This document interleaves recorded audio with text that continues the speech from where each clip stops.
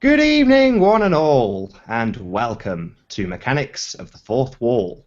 Joining me tonight is Sasha, otherwise known as Orphan Red. How are you doing, Sasha? Hello, everyone.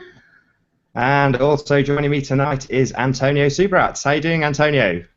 I'm doing really bad. Doing really bad. That's not a Oh, good start to the show. not really. It's just, there are people out there who like negativity, so, I just thought I'd start on a bad point. Fair enough. Well, I was hoping to start the show, Antonio, by talking a little bit about Cinderella. And anybody who's watching or has watched the show before may automatically assume that we're going to start talking about subliminally planted messages and hidden meanings to that movie. But I'm hoping at this point to actually hand over to Antonio, who will give us a little bit of an alternative explanation for the movie or the story of Cinderella. So if I can hand over to you, Antonio, maybe you can start us off there. Okay, thank you very much. So, I take it most of us are familiar with the story of Cinderella, and I'll also bring in the story of Aladdin. Now, Cinderella is poor, but despite being poor, everything goes fine for her. It goes fine because she's beautiful, but that's just the reason for it going fine, and she happens to have a specific sized shoe, and it fits. But the crux of the story is she's downtrodden and she's poor. Now, Aladdin is homeless and poor, but everything goes fine for him because he finds a magic lamp. The story, the crux to both of these stories is the idea that it's okay to be poor because everything might turn out fine anyway. And we hear this as children, and we live through life, and we've got that story in the back of our minds. If you're a girl, you can consider yourself Cinderella when everything's going dreadful. If you're a guy, you can consider yourself to be Aladdin. And what it does is it kind of grounds us to a notion that poor is fine. And although poor might be inevitable under the current financial structures, it isn't fine. And if people didn't have those fairy tales, if they had fairy tales about somebody pulling themselves out of poverty through work, through endeavor, then we would have a different society and a different opinion about money and poverty. And that's basically it in a nutshell. Definitely. There's quite a lot of talk at the moment about making money from telling people about flat Earth. And if anybody's seen my most recent video about Daniel Pratt, the overriding issue that I had was that people are knocking people's work, and that's what this boils down to. People are working, and in the case of Cinderella, she's poor, but she's not actually performing any sort of job in order to earn her wealth. She simply marries a prince. And Aladdin marries a princess. Absolutely. So from rags to riches without any actual work being done along the way. And they're seen as very noble because of their poverty. And I think that that's the part that bothers me the most. It's this idea that just by being poor, you're somehow more kind-hearted and more noble, and that then you deserve better things by function of that. And that's why you end up getting the prince or princess. Absolutely. It's the nobility issue. I mean, again, back to Dan Pratt, the example I gave on one of his videos, I think the title was something like "Gotta Pay the Bills." Is it more noble to work for a nuclear power plant and then make videos about flat Earth in your spare time, as opposed to just trying to make the truth-telling element of it make you money? I don't see any reason why not to do that, but a lot of people do. I mean, what's your thoughts, Sasha? Well, I think that I have a certain amount of hours per day where I'm going to be at my best and productive and able to be creative. And if I have to spend those hours doing some mindless work for a company that pays me and it has no beneficial effect to society, and then when I'm done that, because that pays for my rent and my food and my expenses, then I come home and I'm tired and exhausted, and then now I have 2 hours to do flat earth videos before I have to go organize myself for my workday tomorrow. Then how does that benefit society more than if I say, I'm going to use my productive hours where I'm at my best and use that creativity and put it into flat earth material that I can then give to the community and get paid for that, so that I can still pay my bills and I can still pay my rent and my food, but I'm giving my best to a cause I believe in instead of giving my best productivity 8 hours a day to something that doesn't actually help anyone, right? And so I think it's great if you can use your skills and your talents to work in a way that promotes the flat earth and get paid for your time doing that, so that you can put that becomes your priority, I guess. I can't see chat, so I don't know if someone can message me on how to see that. I think if you go to... Sorry, Nathan, go ahead. That's right. I was just going to say, if you just go to the live feed, just make sure you mute it. You just have to load up the actual the video itself, and then you can watch the live feed there. Okay. On YouTube, yeah. Okay. I mean, before I get your take on this, Antonio, I know that, again, in the video I made earlier, I pointed out that what Patricia Steer is doing is extremely difficult. She's building a brand, and she's taking that brand to the next level. That, to me, is amazing. And jealous probably isn't the right word, or maybe not even envious, but I certainly look up to and admire people who have the tenacity and the drive to do that. So to see other people ridiculing that is just abhorrent. Well, it shows lack of thought in the person doing the ridiculing, because the truth is, any endeavor that's going to make any kind of money from the flat earth is going to make money by an avenue that promotes the flat earth. There's no other way of making money with the flat earth truth that doesn't involve exposing it to a wider market. Now, the term market is a financial term, but it's also, we can see it as a wider sphere than just YouTube, where we are preaching to the choir. So if I walk through my market, my agora, and I see flat earth t-shirts, I'm going to think, well done, that person that printed them. So I'm hoping to print some myself, but I would say, dude, good idea. Now, if that person makes money from that, I'm still thinking it's a great idea because it's putting it out. Now, people, we have our good idea. Oh, Sorry, that was me. that's okay. So, oh, 1 second. So we have our range of thoughts that are available to us, and out there in the flat earth community, there are many, many other minds that have thoughts and realms of thoughts that are not available to us. And if we say nobody should make money from it, we have no idea what thoughts those other minds would arrive at that both make money and positively promote the flat earth. Now, the making money thing is an incidental, is almost inevitable, it's impossible really in our society to do anything that reaches a wide public, that's done for free, and that is not criminal. Because you can graffiti on walls for free, but that's criminal.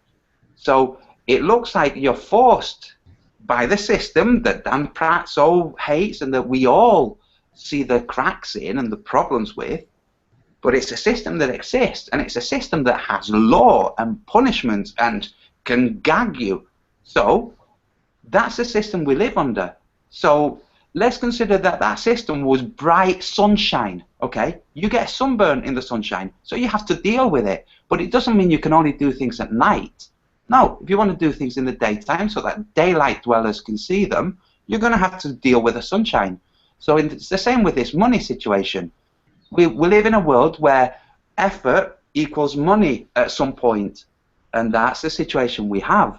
If you look at the ramifications of a podcast, people are going to listen to it in cars. People who are not already aware of the Flat Earth movement are going to join these cars. Friends will be listening to them. They'll say, what is this? It's going to be listening to people who are not immediately logging into YouTube when they get home from work. So what's the harm in that? In fact, the opposite. Doing only things for free definitely limits our scope. It certainly limits it, because we're not allowed to do anything outside of YouTube and outside of free websites. So that's it. We're limited. YouTube, free websites, that's it. No graffiti, no leaflets, nothing that is going to bring anything back to us that's negative, like punishments by law.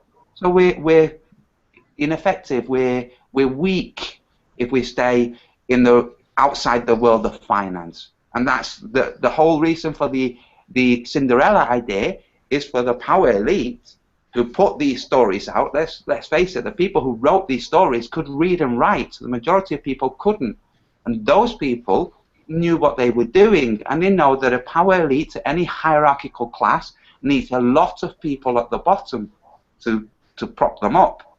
If that bottom gets smaller, the difference grows smaller, and it becomes unstable. Now, it becomes unstable in terms of the benefit that it can have, as it is, but it also becomes unstable in the harm that it has. So we've got to try and mold things so that the harm is minimized, but the benefits are used from a destabilized financial system, which many people are talking about. The whole Bitcoin world is about that. And I wanted to add something that I've been thinking about, and it's kind of, you know, Nietzsche used to talk about the slave mentality and the slave religions, and how the slaves, because they were powerless, because they couldn't acquire wealth in any way, what they did is they developed this ideology where wealth was evil, and people who had wealth were sinners, were evil, were lower, and that the people that were poor and they were slaves, that they were higher, that spiritually they were better, that they were going to go into heaven, and the rich people wouldn't be able to get into heaven.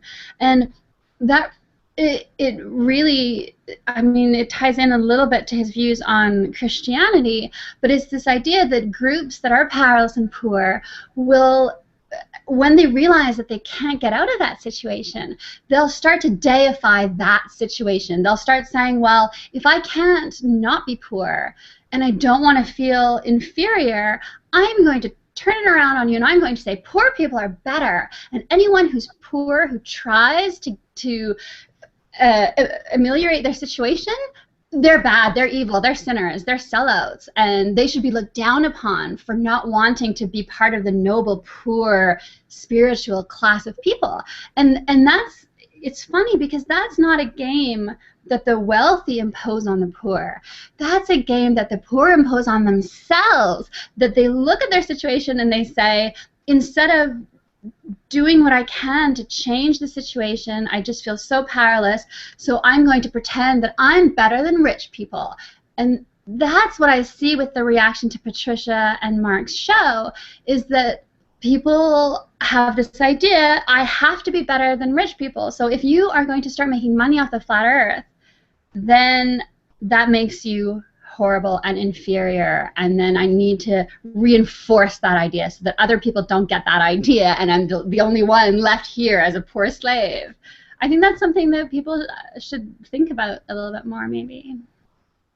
Yeah, absolutely. I mean, one of the things that Christy said from channel Take Back Space was that the way we take control is to take control of the content, and that's precisely what Patricia and us right now are doing. We're taking ownership of the content, and to expand upon that, again going off the back of what Antonio said a few moments ago, we have to drive that into bigger arenas. We can't just stay in the stale, stagnant, free arena, or it will never reach more people. Same applies with commercial elements of it, like t-shirts, like mugs.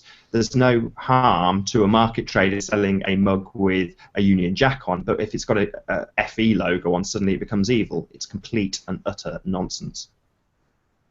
And plus, if you're poor in our society, then you're deriving benefits from the taxes being paid by the middle class. Every time you go to the doctor, every time you drive on a road, every time you walk down a street thinking, well, the rapists are in jail instead of here, or at least some of them are, or the muggers.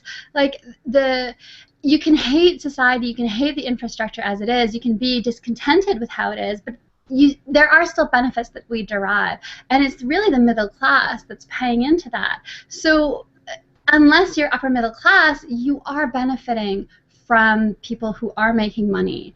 And so then to hate them because they have more money than you, I don't know, it seems twisted because it's not like Patricia and Mark are looking to exploit people. That's very different. So I have problems with video makers that put 11 ads in a 1-hour video. I find that exploitative. I kind of think, you know what?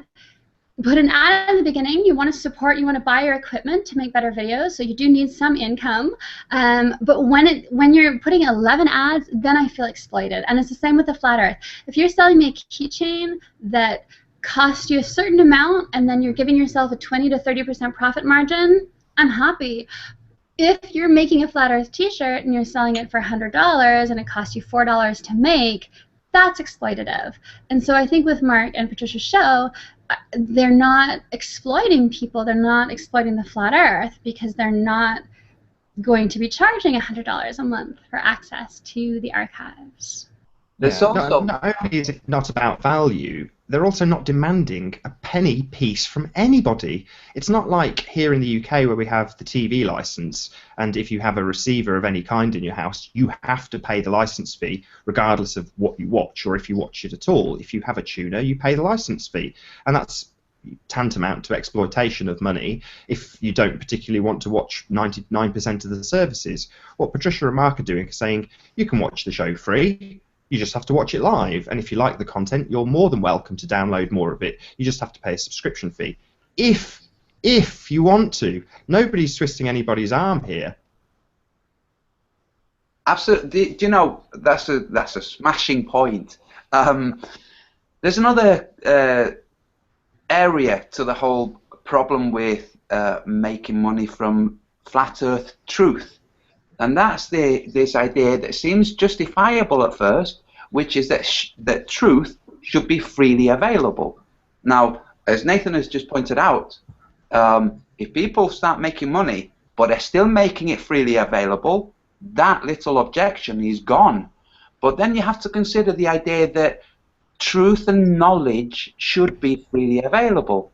Yes, it should, but it isn't. Your education was not free. Your parents might not have paid for it, but it was not free. Everybody involved in your education was paid.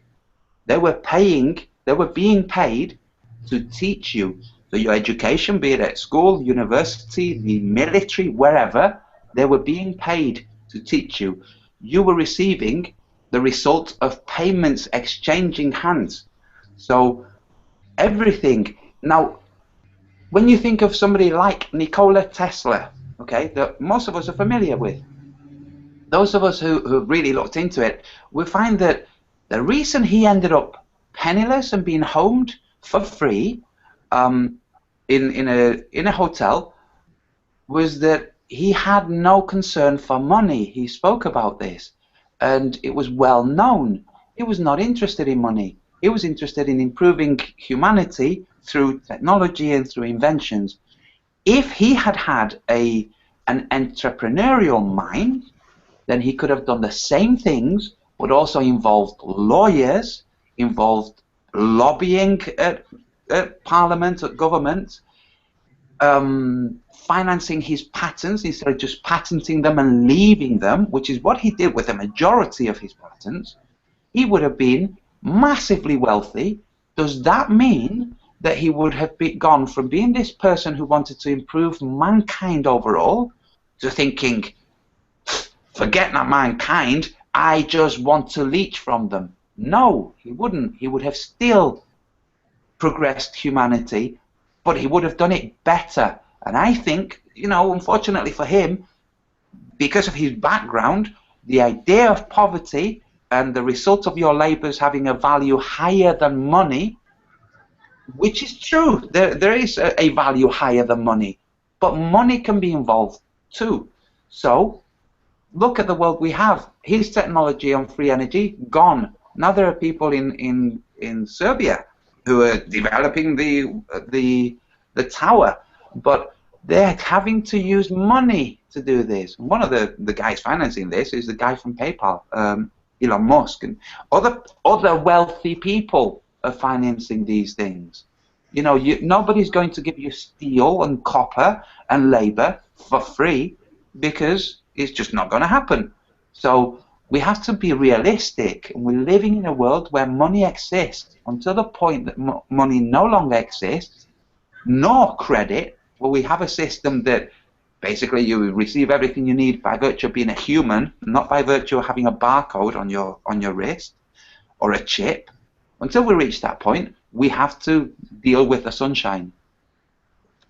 I think your point about Nikola Tesla is very true, in that if he had had the money, he wouldn't have had to rely on others to achieve his aims, and he could have developed his free energy.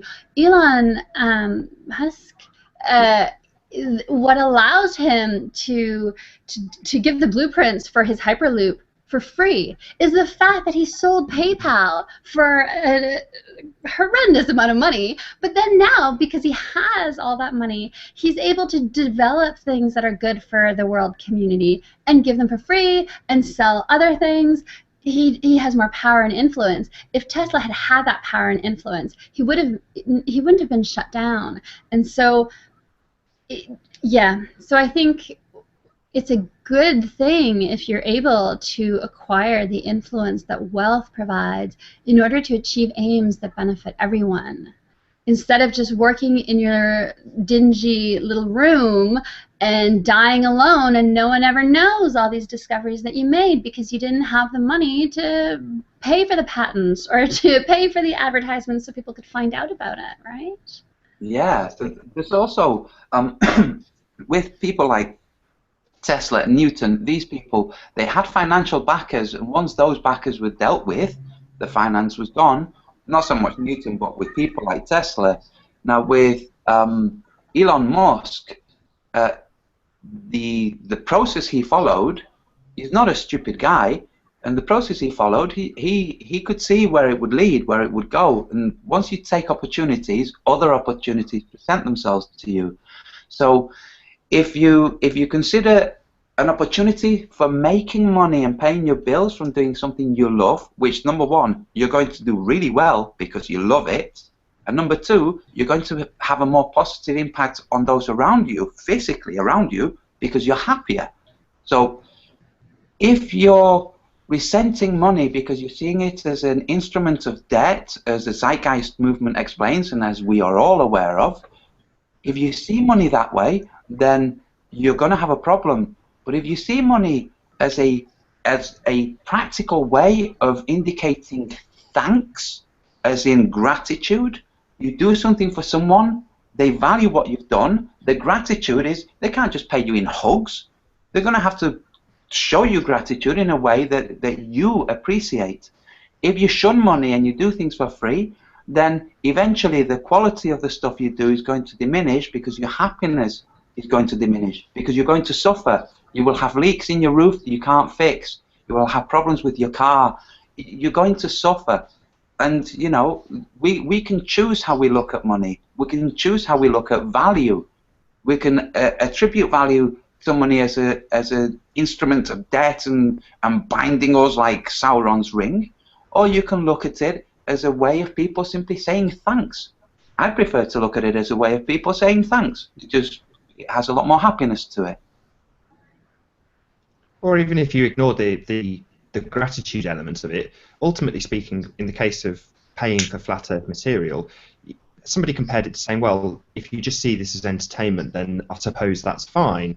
And in a way, you can just view it as entertainment. Yes, we're providing information and truth, but ultimately we're doing it on a network that, or not on a network, on a platform that we can control what we say, and we have ultimate control of what we say. And there's a lot of talk in Flat Earth about taking Flat Earth to the mainstream. Well, why take it to the mainstream when we can make it mainstream ourselves by doing things like Patricia Steer and Mark Sargent are doing? Then they have complete and total control of what they say. If they go to some commercial radio station, or let's put it another way, if they were, let's just keep it as one person, let's say Mark was already working for a commercial radio station and started talking about Flat Earth, they have control over the content and they would fire him. They would say, we don't want this content, we told you not to talk about it, stop. And if he didn't, that would be the end of his job and he would be homeless. If you flip that coin and say, well, it's my station, it's my platform, I'll talk about whatever I like, commercial or otherwise, the control retains in the person's hands. And that's really what it's all about, like CD said. It's about retaining control of the content. Also, let's not be naive. I think we know propaganda works, and we know that the government is using propaganda. Oh, there's loud noises outside my window. I apologize. So we know that the government uses propaganda. I've seen the globe on every time I log into Twitter. If I don't see the picture of the globe, I see the picture of the astronauts in the ISS. And everywhere you turn, you're in movies, entertainment, and in schools. And so I think that that's important to understand. I get a lot of criticism from people who are saying, by taking a light approach, by trying to take a humorous approach to the flat earth, you're undermining the truth of the movement. And I think, no, I'm just doing propaganda, which is what they do, which is why they're successful.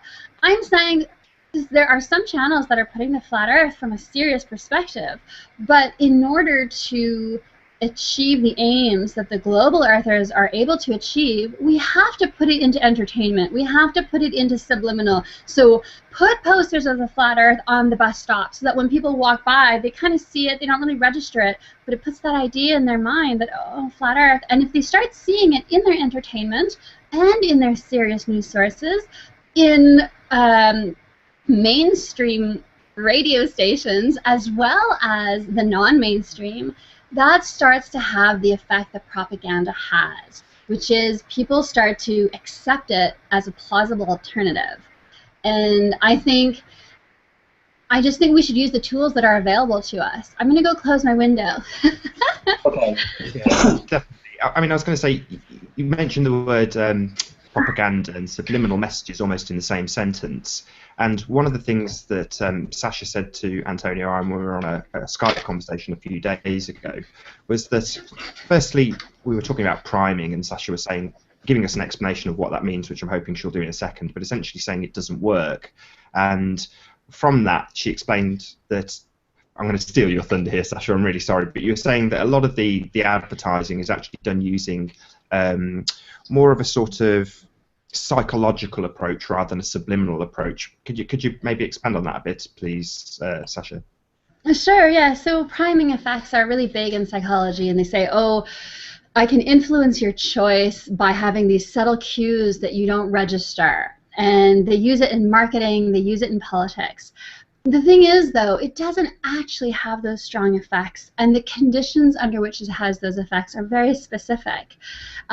However, that doesn't mean that there aren't psychological processes that you can take advantage of in order to modulate how people think, and the conditions under which that works best is when people are in an automatic mode. So when you're driving home from the grocery store and you get home and you realize you have no memory of the last 5 minutes driving home, that you don't even know what intersection you went through, it's just all blank.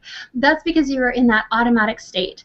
And the more you can keep people in that automatic state, so by imposing routines, you go to work every day, you're there at 9, you leave at 5, you drive the same path, you have the same food, you watch the same TV show about the same conversations on the TV show, the same advertisements.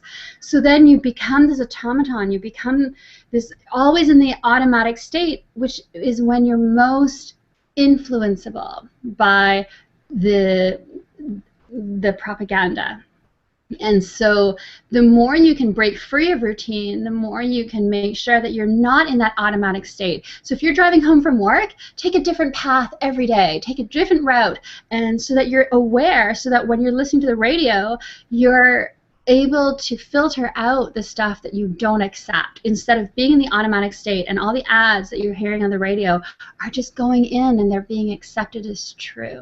So that's why I think we should make use of propaganda as well. If we're fighting against the global earth theory and the power structure that supports, then if you're going, I don't want to use a war analogy, but so I'd rather say, like I said, let's use the tools that we have at hand. Yeah, one of the other tools they use is repetition. I mean, you mentioned about the globe being everywhere. You log into Twitter and there it is right away. And by having a network potentially that does this daily, like a radio transmission. I know certainly I listen to the radio and will listen to it day in, day out, and it's very comforting. It puts you, as you put it, into that sort of at ease state of going into automatic pilot. And that is just another tool that they use. There's nothing wrong with repeating the same message over and over and over again to drive that message home. That's the tools that are used on us on a daily basis, so why not use it to get our message out? It seems to make perfect sense to me. What do you think, Antonio? There's, I think, yes, absolutely. There's another element that comes into play, which is, like Sasha just hinted at, habitual thoughts, habitual modes. So you get into your car, you have your small routine, which is all to do with a driving routine. You then engage in that driving routine and let go of everything else, which is when you get into this influential state where you don't register anything other than what's required for driving. You're not in deep contemplation. You're basically taking a break. Now, with the influencing that's forced on us, we also have influencing that we cause, that we're affected by, and that we promote. Like, for instance, the talk about not making money from the flat Earth. Sorry to just bring it back down to this bare bones argument. All of that talk is oppressive. What you're actually doing is saying, I think my idea of the world is more valid than yours, and you should endorse my idea. Now, this is the tool that you're actually fighting against, that kind of mentality. So we have to bear in mind the mentality. If we think that somebody's doing something wrong, where we can easily detect what's wrong, not in some hugely circuitous argument that's based on all kinds of fallacies and perhapses and could-be's, but in something actually concrete, then look at yourself, look at what's prompting you to have your attitude, and consider what you're doing. Are you really sure that your worldview is better than others? And if so, are you sure you have the right to impose it? Yeah, I think that that's a good point. That kind of brings us to what Bob said in the last Globebusters near the end, which is you don't want to try not to become what you wish to destroy, right? So if you don't like that the globalists are calling you stupid retard for believing the flat Earth, then don't turn around and call them a stupid retard for believing the globe Earth. And if you dislike that the globalists say this is the truth and you cannot question it, then don't turn around and tell them the flat Earth, the way I see it, my particular version of the flat Earth theory, because there are a few out there, is the truth and you can't question it. I think that replacing one, I can't think of the word, but like one dogma by another, I don't know that that helps. But replacing a dogmatic approach with something where people can question and people can find their own truth and their own version of it, I think that that's better. If we can allow flat earthers to say to globalists, here's a theory, consider it, think about it, it's an alternative that's equally plausible or actually more so than your theory, and just allow that critical thinking to kind of kick in, I think that's better than trying to impose and say you have to believe the flat Earth the way I see it, right? That's kind of what you're saying, though, Antonio, is it? Yes, pretty much. You just put it in a much more eloquent way. Yeah, I mean, you talked about the Globebusters show, and at the end, Bob was essentially pointing out that we should self-police. We shouldn't be tolerant of people being absolutely vicious. I know we're sort of tying this at the beginning part of the show to money, but in general, you know, another one of Bob's points was that the people making foul and obnoxious comments are taking control of the comment section. Say hi to Gav, our new mod for this particular show, who's doing a great job as we speak. But you know, it's taking steps to clean up her act. I'm using Bob's words here, but he's absolutely right. You know, the comments section, as Max Egan demonstrated quite well, is something that people will pay in some instances, more attention to than the actual video content itself. So it's one where if we allow foulness and horrid comments, even if they are debating flat Earth, globe Earth, concave Earth, whatever, we essentially condone their actions by doing so. Would you agree? I would. In fact, I'd go as far as to say that when you're considering all the parameters that are preset for us to succumb to or obey or follow, if you look at all of them in terms of propaganda, don't use propaganda. The bad guys use propaganda. You shouldn't use propaganda. It's like, well, just a little side note here. In Spain, the word propaganda means two things. Propaganda, as it does in the English language, but also advertisement. They adopted a new term for advertisements, which is called announcement. So the word propaganda in Spain was used as a simple way of telling you what it is. It's advertising, is trying to mold you. So in terms of how we comport ourselves, if we look at all the mechanisms that are used, we see that sexiness is used. Okay, so all the sexy people out there, you should stop being sexy. Charisma is used. All the charismatic out there, stop being charismatic. Elaborate language or turn of phrase or likability, amiability, all those things are used. We should all drop all of those. No, it's not going to work. What we would have is something tasteless, something useless. It wouldn't. It's asking for the unreal. So let's get real. Yeah, because propaganda is, I mean, they've spent a lot of time developing it because it works, and so it'll work for us if we use it, but if we just stand around and do the opposite, then that's been demonstrated to not necessarily be the most effective way.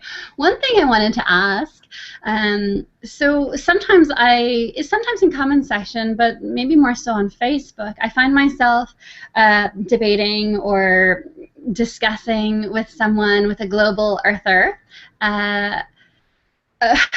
different elements of the flat earth theory, and it can go on, and they start ganging up on you. So like you'll start with one person trying to say, well, no, that's actually not how the flat earth theory works. This is the explanation that we have for that.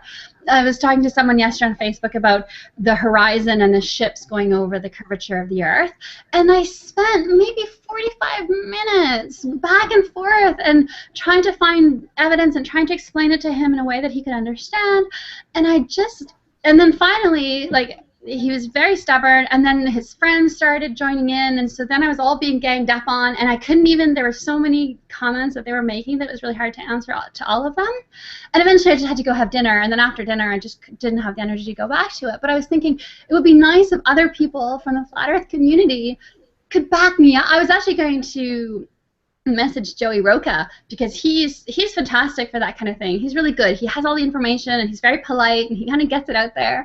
But he has a new baby, so I didn't want to bother him too much. But I think it would be nice if, when you see someone else having an argument in a comment section or in a Facebook group, maybe we could support them by chiming in. So I don't know. What do you guys think about that? So that it's not just one lone flat earther trying to argue with 4 or 5 global earthers. I totally agree. In fact, I think it would be a really good idea if somebody had a website where there were preset answers to the arguments. Sasha? Well, yeah, that no one has put any submissions in, and then David Weiss, he directed me to his website, where he does have a frequently asked questions page, but that's one place. I think that if we can have that kind of same thing in different places, that would be great. So yeah, feel free to go to my website and submit submissions and tell me how to organize it better so that it's more helpful for you, for everyone, right?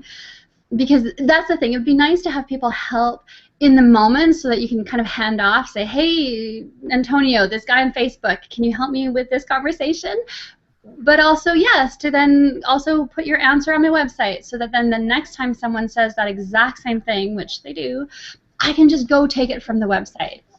Yeah. Do you know what? When people, usually what happens is when somebody's making comments on YouTube, what I've noticed, somebody will make a comment, somebody will respond, and they're engaged in this situation. When somebody else comes along, be it a globalist or a flat earther, they will chime in often. And it's just a case of being aware of the situation. So if you're dealing with this and nobody's aware that you're dealing with this, then, you know, chances of somebody just accidentally stumbling across it are pretty small. So I think the minute you get engaged into one of these, just pass it, tag, or everybody else that you know, just tag them. And you know, if we come up to a term, I don't know, support or whatever, when people see that in the link, and there you go. You know, people, if they're on, they'll just come and see what's going on and jump in, and yeah, mutual support is. I wrote down in my notes. I can't remember which one of you actually brought up this subject when we were talking a couple of days ago, but about the bystander effect. Who wants to take on that one? Oh, Sasha. Sure, I'll take it. So the bystander effect is when something is happening, something horrible is happening, and no one helps because everyone looks around and says, oh, there are a lot of people around, so someone else is sure to help. And so then nobody actually ends up helping. And it basically was based on this woman who was raped and murdered in a back alley. And everyone in the building heard her screaming. She was screaming and screaming, and then finally he stabbed her and she bled out. And nobody called the police. And when the police were asking everyone in the building, like, why didn't you call the police? Could you not hear her screaming? Everyone just said, oh, well, I just assumed that someone else would call. And nobody did. And the more people around, the stronger that effect is. So I think having a call to action would be great. And even maybe a Facebook group of people who are willing to be called to action, so that you could just go into the group and say, I'm calling you to action, come defend. Yeah. That would be lovely. Yeah. With the bystander effect, one thing I've noticed is a lot of the flat earthers, even with the bystander effect, it just so happened that that neighborhood, everybody there was somebody who suffers from bystander effects, because not everybody does. Just like with the experiment with the electric shocks given for the wrong answers, not everybody carried on pressing the button.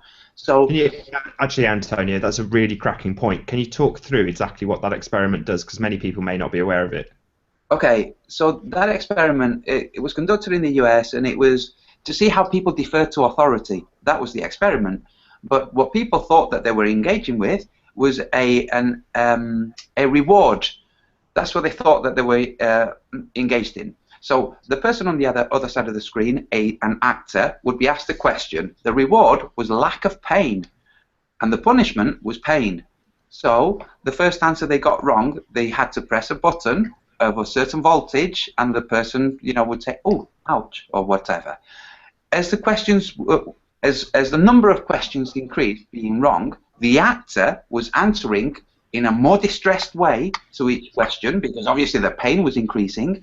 And those who suffer from bystander apathy were also the type of people who would carry on pressing the button because they were being told by a guy in a lab coat with a clipboard to press the button. And so they did. They deferred to authority, even to the point where they believed they had killed the actor in the other room. Now, the actor wasn't actually receiving any shocks. You know, it's all part of the experiment. But this showed to what extent people are going to obey authority. As a side note, it demonstrated to what extent people will challenge authority and say no. And this smaller group of people who don't suffer from bystander apathy, who will actually step out of the crowd into the brawl in the center of the pavement and split it apart. And once they initiate this action, others jump in. So these people who don't suffer from bystander apathy, I think, are the bulk of the people who are in the Flat Earth movement, in the Flat Earth community. They're people who already say, no, I don't care about your ridicule. I won't stand by. I think we already have these, which is why I suggest that if you're engaged in any challenge or any repetitive or any long-winded person asking very simple questions but in a very long-winded way, which is taking up your time, you can pass it on. The minute other people in the FE community hear about it, they will jump in. You know, it would just happen automatically because we don't suffer from bystander apathy. Of course, you're talking about legitimate flat Earth debates here, and often there's, to coin a phrase I think Patricia used, we have to draw a line in the sand. We have to have an acceptable line of what is, you know, deemed acceptable. We can't just stand by and watch ridicule or watch foul language or watch things that we wouldn't tolerate if it was on TV. We'd immediately write a complaint, whereas here we'd just say, oh, unsubscribe to him if you don't like what he has to say. And frankly, I think that's not good enough. And that goes with the self-policing of our community. It goes with the setting of the standards. And Nathan, you and I had talked about that in our interview. That idea that we do, and it's starting to gain traction, I think, the idea that we do need to start setting standards for acceptable behavior. And when someone fails to meet those standards, that we react in some way, because this idea that, oh, well, you can't do anything about it. Well, actually, you can. It's not enough to just turn our backs on people. I think we do have to express it and say, that's not acceptable. I don't know. Yeah, there's for men out here, there's also a small problem which comes from a certain branch of feminism which will give you a dirty look if you hold the door open for them. Regardless, you would have opened it if it was an old man, a boy, it doesn't matter, but they assume you're opening it because they're a woman, and they have this offense. And a lot of men, especially sensitive men, will be apprehensive about jumping in to help in case they have this retaliation. I can deal with things for myself. But like Marty Leeds says, we have to follow our hearts. If your impulse is to help, and then as a result of your help, you receive a spiteful comment back, dismiss it. Don't worry about it. That's just an automatic response from the person biting back. But chances are you'll help somebody who appreciates it. Now, the value in helping someone who appreciates it is worth 10 people you defend who don't appreciate it. Their lack of appreciation is the value in that lack of appreciation is there isn't any. So if you're doing it out of a sense of goodwill, don't worry about it. Jump in, defend. Don't think you're going to suffer the consequences of a wrathful person who you're defending. And that doesn't mean only women, you know. Same with guys. You know, we do it. Martin knows this. We support each other. Nathan, everybody, we all support each other. So, and that was Martin Nitschke, by the way, I was referring to. We do. We support each other. And a really good guy, just to give a shout out, is GeoShifter. He's really cool for putting things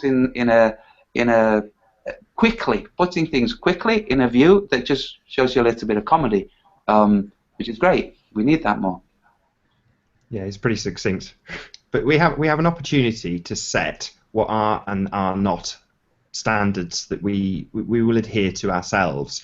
And as Sasha just said, when it reaches a point that somebody is not meeting those socially acceptable standards, we have to do something about it.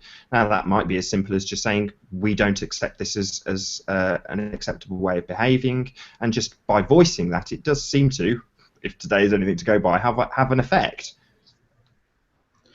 And one thing I wanted to ask is, what do we do, and do we do anything, when people are trying to defend the flat Earth, but they use wrong arguments that are clearly flawed or just outright wrong? And so their intentions are good. They're trying to, or videos that are made, let's say. So I did this recently where there was a video made that was trying to support the flat Earth, but it just didn't make sense, and so I just kind of commented privately, like, this actually, it's not quite how it works.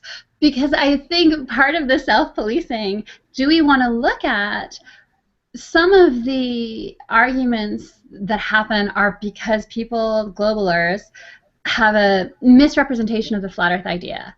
And they say, this is what you believe. You believe this and this and this, and that's just stupid. For example, you believe that people will fall off the edge if they get to the end of the disc. And I kind of think, do we want to start helping each other to make sure that the content that we are putting out is a little bit more accurate?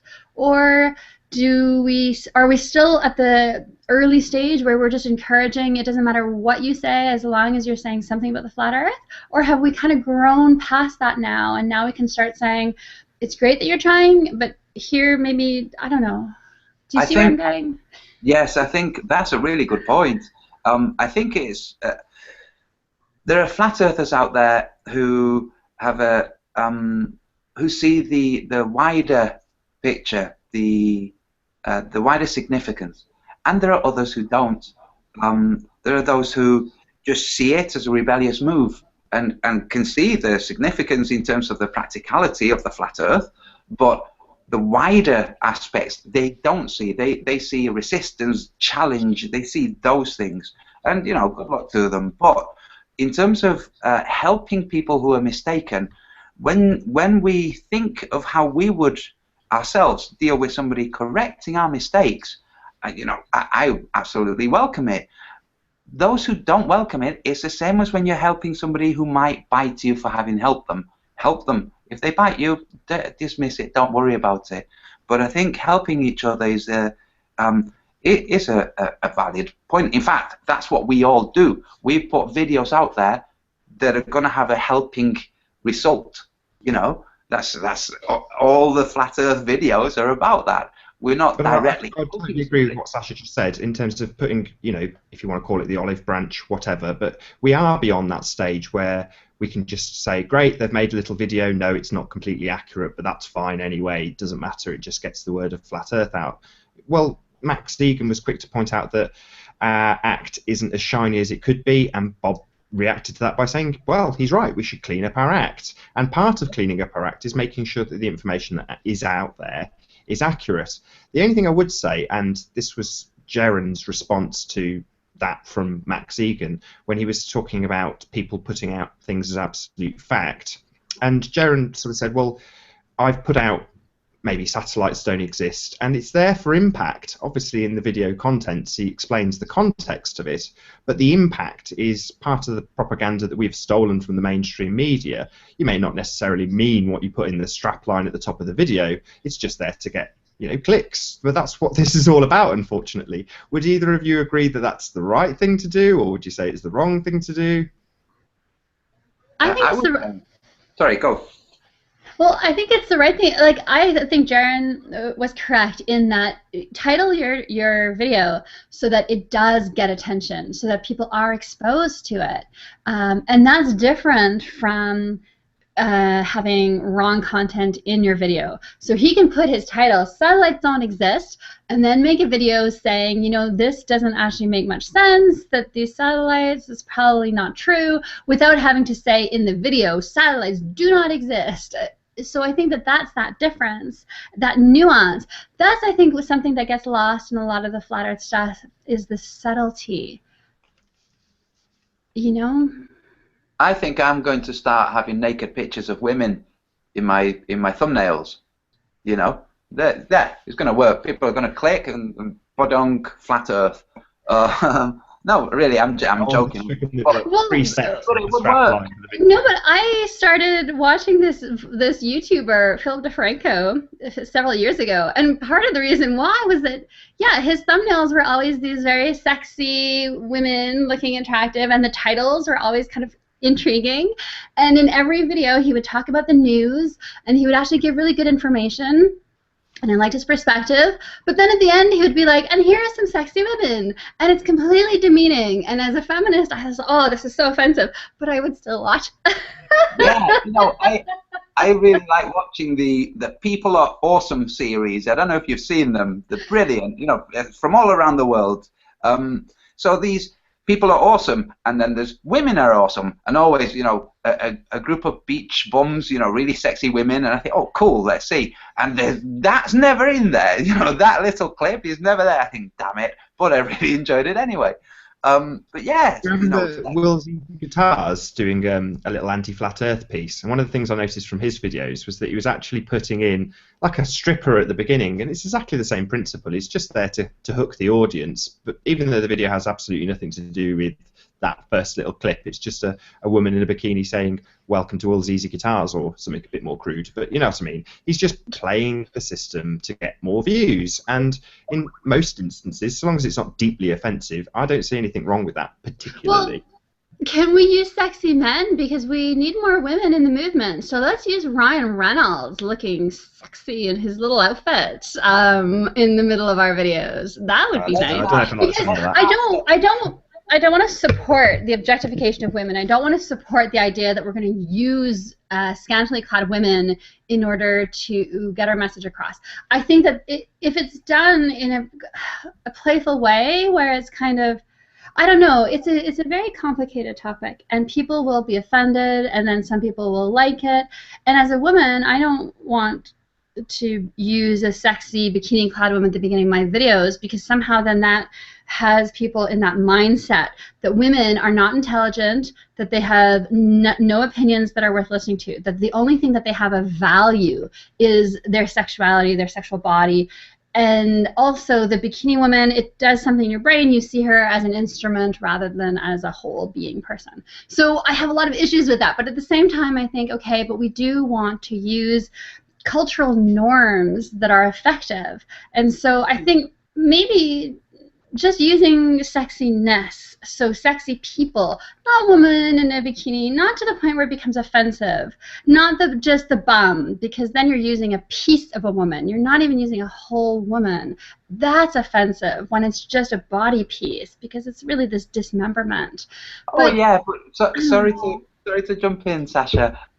The picture was women at a beach. They look like volleyball players. It was sunset. There was more than just the bums, you know. But they do get into that position, you know, when they're waiting for the serve. I thought, oh, cool. You know, I thought it was going to show volleyball, but also sexy bums. And yeah, I know what you mean. To objectify the women is the wrong thing to do. Is what I think the Tim Deluxe. Go on. Go ahead.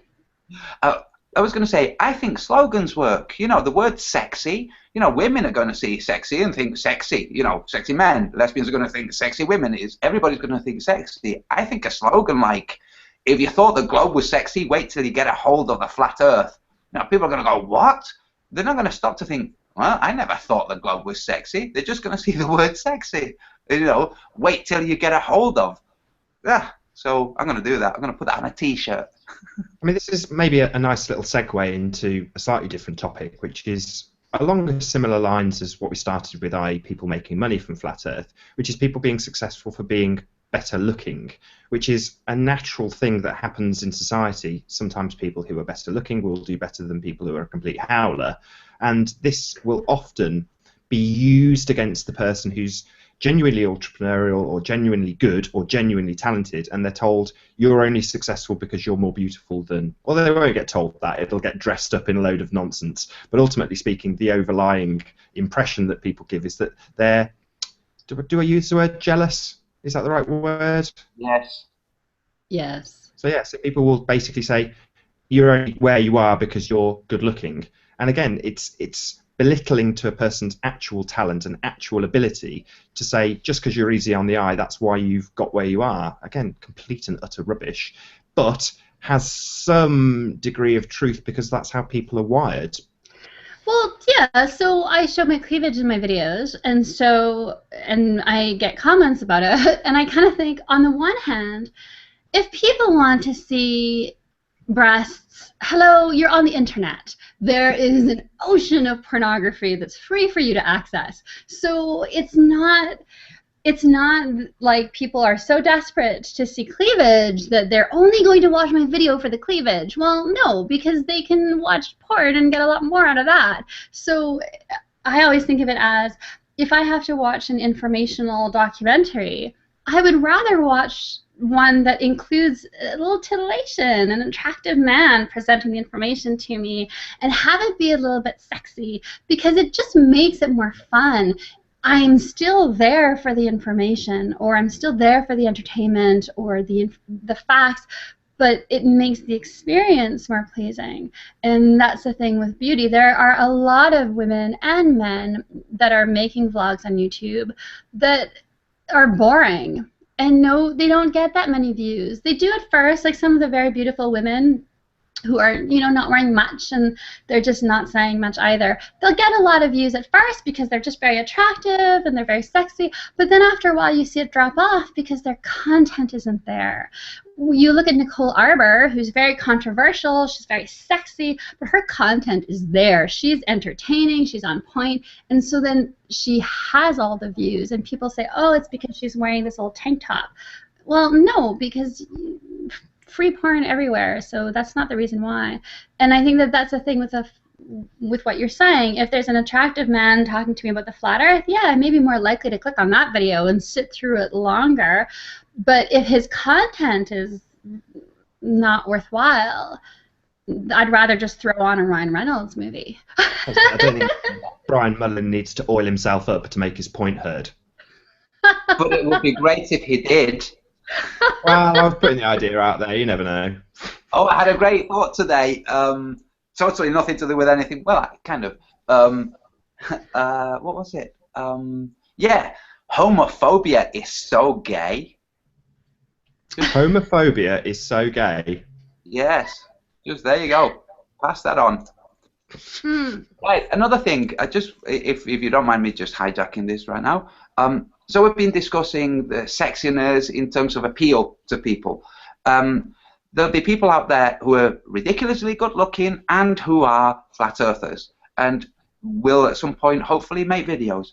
There are people out there also who are not ridiculously good looking, but if their quality is kind, everybody has an imprint of who's their perfect human being, their perfect opposite. We all have this. It's made out of fragments of images and whatnot. So when we have somebody whose gentleness and goodness and inner beauty shines, we see their beauty. We really see them. And if they don't match our imprint of the perfect other, we start to redraw that imprint. So if you have a woman of a specific type that you've never considered as a potential partner, and they have such beauty that you're really drawn to them, their content, their tone, their persona is so appealing to you that you start to redraw your ideal. You know, part of your ideal is made out of your opinions and your interactions with people. So this is just, you know, to point out that we're not talking let sexiness be the ruling factor. It's like no. This is just as an element, as an advertising tool, as an advert, you know, as an attention call. So let's not just think that has to be the only way forward. I don't think I need to mention it. Sorry to interrupt, Antonio. There's just a really good comment that was made in the chat by Cynthia, and she said it's all about intent. Yes, it is. So if you have a sexy woman whose intent it is to pass on really interesting information, that she's sexy, it's just incidental. It's the information that's important. And then obviously you're going to have your thoughts about, wow, this person who's so sexy is also so intelligent. That's really cool. But you're not going to dismiss the information, and also you're not going to, by virtue of paying attention to the information, dismiss the sexiness. Just like when you're watching somebody who you don't find immediately sexy, you're drawn by the information, you then notice the qualities and like, I'll give an example. Cheryl Tenpenny, the woman who exposed the huge fraud in vaccination. You can see that this is a beautiful, kind human being who has suffered massively to expose this. Now, when you're watching her explanations, you're absorbing what she's saying, but you're also guessing and supposing and imagining what she's like as a presence, if you were near her, if you were talking with her. So these are qualities that we're all aware of, but if we don't voice them, some people out there who might consider themselves to not be sexy might think, oh, well, I don't fall in the sexy category, so I better not, you know, do anything that shows my face. Obviously, you know, thankfully for me, I don't have that. You know, I don't care that I'm not sexy, you know, but so many people do think that. Say again. I said you are sexy, Antonio. Are you flirting with me again? We shouldn't do this in public. It's uncalled for. No, it's, you know what I mean. Yeah, it's I don't know. It's almost like the comment saying that it's intent that's important. It is, and we shouldn't write off people because of how they look. Just like Star Gods shouldn't write off Patricia Steer for how she looks, we shouldn't write off him for how he looks.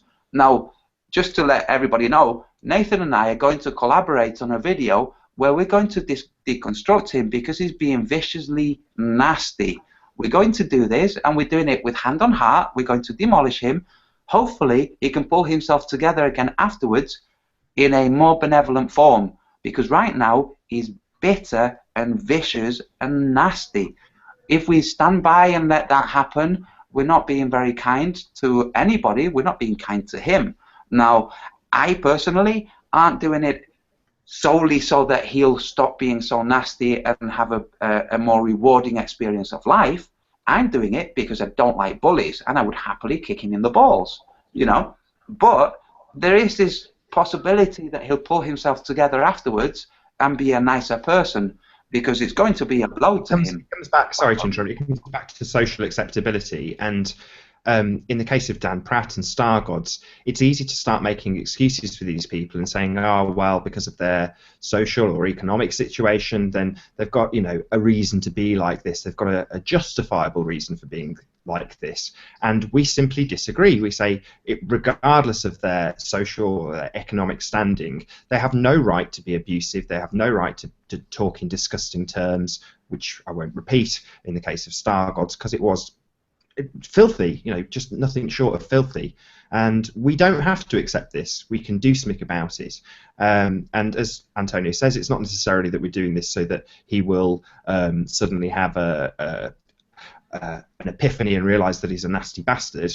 We're doing it so that we can show other people that, you know, we won't tolerate that sort of behaviour, and we will make a stand. We'll say something about it, and hopefully, you know, he'll feel a little bit humiliated for what he's doing. I don't know. He may have absolutely no effect. I don't know.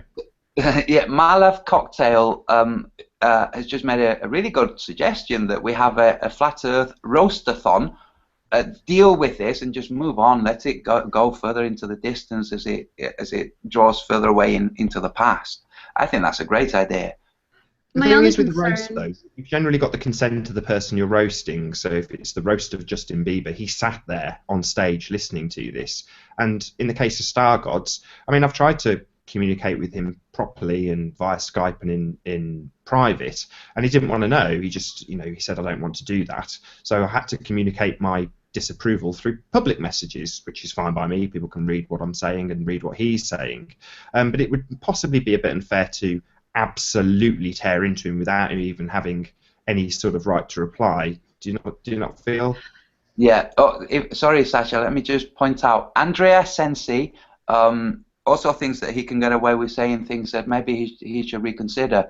So yeah, it's not a case of going after those who don't kiss up to our asses. It's going after those who violently attack us. Just because you're not doing it physically doesn't mean that your insults don't have an impact, which is why you make them. You know they have an impact, and sometimes that impact means that you get a kick in the balls too. Yeah, and the problem is that by reacting to it, so if we use Patricia as an example, if she was to just lash out, people would criticise her. And today I've lashed out at Dan Pratt, frankly, because I don't care if there's any backlash towards me. But there's certain people who've gone to a huge amount of effort, Patricia being one of them, to build up their image. And her image is pretty close to what she's actually like. You know, she's genuinely a kind-hearted person. She's genuinely out for everybody's best interest. She's not some CIA shill. She's just a good, kind-hearted person. So when, as a friend, we see this happening, we want to do something about it. She's made it quite clear that she's not going to retaliate, and there's no reason why we can't retaliate on her behalf. It's not to say that she's coerced us into doing that. We just don't like seeing friends get hurt, and why the hell would we? It's like, sorry, it's like people fighting in the street, and you know, you see a big guy fighting a small guy, and you don't jump in there to get some kind of reward from the small guy. You jump in there because your peace has been disturbed by the fact that these guys are fighting, and I don't like my peace disturbed, you know? I think it's important, and I think it's great that we're starting to really be willing to act on this, on enforcing community standards. I think that's wonderful. I think we have to be careful of two things. One, of giving attention, though, because we don't want people who know that all they have to do is make a video being mean and rude to Patricia, and then that will get them attention and views, and it'll get them a response video from us, right? So that's the one thing that we have to be cognizant of. But secondly, we also have to allow for differing views, because we don't want this to be a dogmatic movement. So I would like the freedom to disagree with someone, and if I want to make a video disagreeing with them, I would like to be able to do that.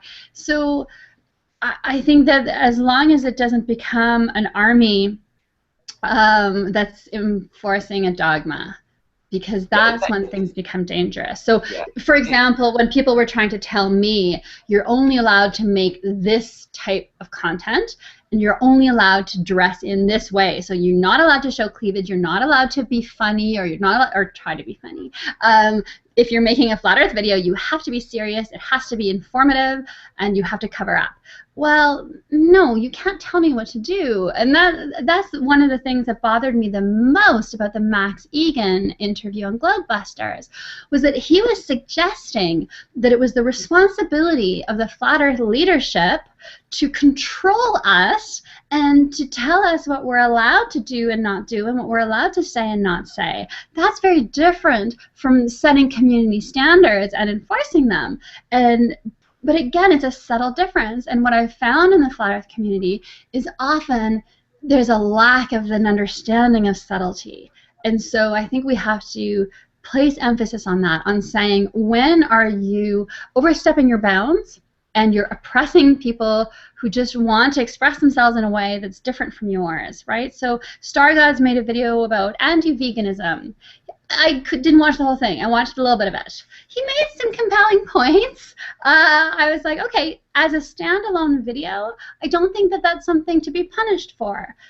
In the context of every video he makes attacks a position that Patricia takes, a belief that she has, is a response to something that she's said, then that becomes bullying. So, but if it was just the one anti-veganism video, well, I would say, you know, he has a right to make to voice his opinion, and that's okay. So what do you guys think about how do we make sure that we're not overstepping that line?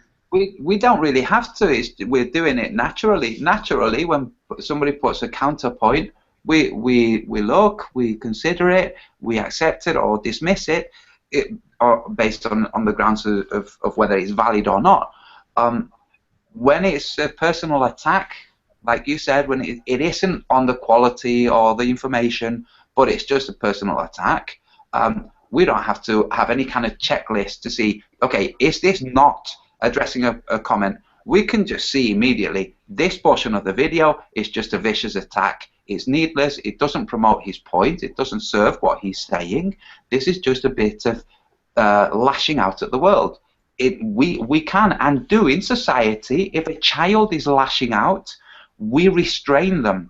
We don't let them carry on lashing out and maybe accidentally hit their younger sibling or the pet, you know, or hurt themselves. We do this as it's natural to us to stop people lashing out. And through this medium of the internet, people can lash out anonymously. Now, when people lash out with a video, then I think it's perfectly legitimate to not so much lash back, but use the equivalent of restraint. Now, we're talking in the world of video, so it's video back. You know, we don't need to set up a list of rules we must follow in order to make sure that we don't offend inadvertently. We all get when somebody's putting a point and when somebody is not, has diverted and has gone into an ad hominem. Yeah, we have to make sure that we don't just assault or attack back and become the monster that we're fighting. But I think we kind of, the majority of us do that just automatically. But yeah, it's a good point that you raised, because there will be people out there who might take it to extremes, who might let it bleed out, and rather than attacking the portion of a video that's attacking somebody else, also then go on to attack with the same kind of tactic the point that's being made. No, if somebody's putting an argument, you put a counter argument. You don't start criticizing somebody's teeth. You know, it's just, it doesn't make sense. No, I mean there's another level to this though. I mean we're talking about people who are just let's call it out of line or not adhering to an unwritten set of social standards. But there's another type of videographer out there that will, as you say, remain anonymous, but will make videos that are way, way beyond what Dan Pratt and Star Gods are doing, and are, I mean, I don't know how to. I might pass over to one of you guys. I hope you know what I'm talking about this second, but I don't. I said this when we talked on the phone or on Skype. It's difficult to voice this without encouraging people to go out and look for what we're talking about. So I don't know who wants to pick up the bat with this one. Well, wasn't his? Say again. I was going to say one of his videos is about me and had me in it. I think so. Someone put up a violent, rapey type video about me and included footage of me, and then included footage of horrific activities. And I didn't see it because when people make videos like that about me, or if they make horror, even if they just kind of make negative comments, I just stop watching their videos, so I don't always know. But so then one of my Facebook friends or maybe one of my YouTube subscribers sent me a message saying, there's this video out there, but I've reported it to YouTube. And so then YouTube took action and pulled it down. That was the white knight coming in and stepping in so that I didn't have to go watch that video because I haven't seen it. I didn't have to go and watch that video and see that, which would have been really disturbing to me. So instead, a very kind person in the community kind of took care of it. And I don't know, I thought that that was a good way of doing it. I think that would continue. That happened naturally. I take it you didn't ask this person, please can you monitor things in case somebody makes a rapey video of me. It happens naturally, doesn't it? I think it will happen more. This natural defending of others who are being unfairly attacked will just happen as people see videos doing this, the defending. Just like today's Nathan's video earlier today was brilliant. It had a lot of views very quickly because people feel the same thing. So without giving too much importance to the horrible video maker, it is important that we don't give more importance. Like a certain person who has recently made some very narcissistic, megalomaniacal videos. I won't say his name. Some people just thrive on chaos, on attention of any type, and if we don't give them that attention, they have to, find their sustenance elsewhere. If you don't mind, would you guys mind if we took this back, Sasha? When you and I have spoken, we've discussed some really scientific ideas. Would you mind if we moved to that, to things that you really know about, Sasha, like what you were telling me about the light and it being encoded? Can we go on to that? As long as you started off, I'm happy to. Okay. Well, it kind of has a bearing on the idea that the let's call it the ice ring, or the expanse of ice, that it might not be completely rendered until it gets to the point that an observer reaches a point where it requires rendering. Yeah, I think that really falls into the simulation theory. This idea that physicists have found and have established, and it's for decades and decades, that light is only manifested when we observe it and detect it. And not just light, but electrons and some bigger particles as well. And so and we can influence quantum effects through focusing our attention on them. So there is this idea that reality is not concrete and it's not as stable as they would have us believe, and that we can not only affect it, but that we shape it as we go and as we interact with it. So, and I actually want to bring something in that's not as related to this, but so there are all these different crystals that do different things, and I find light quite fascinating. And so you have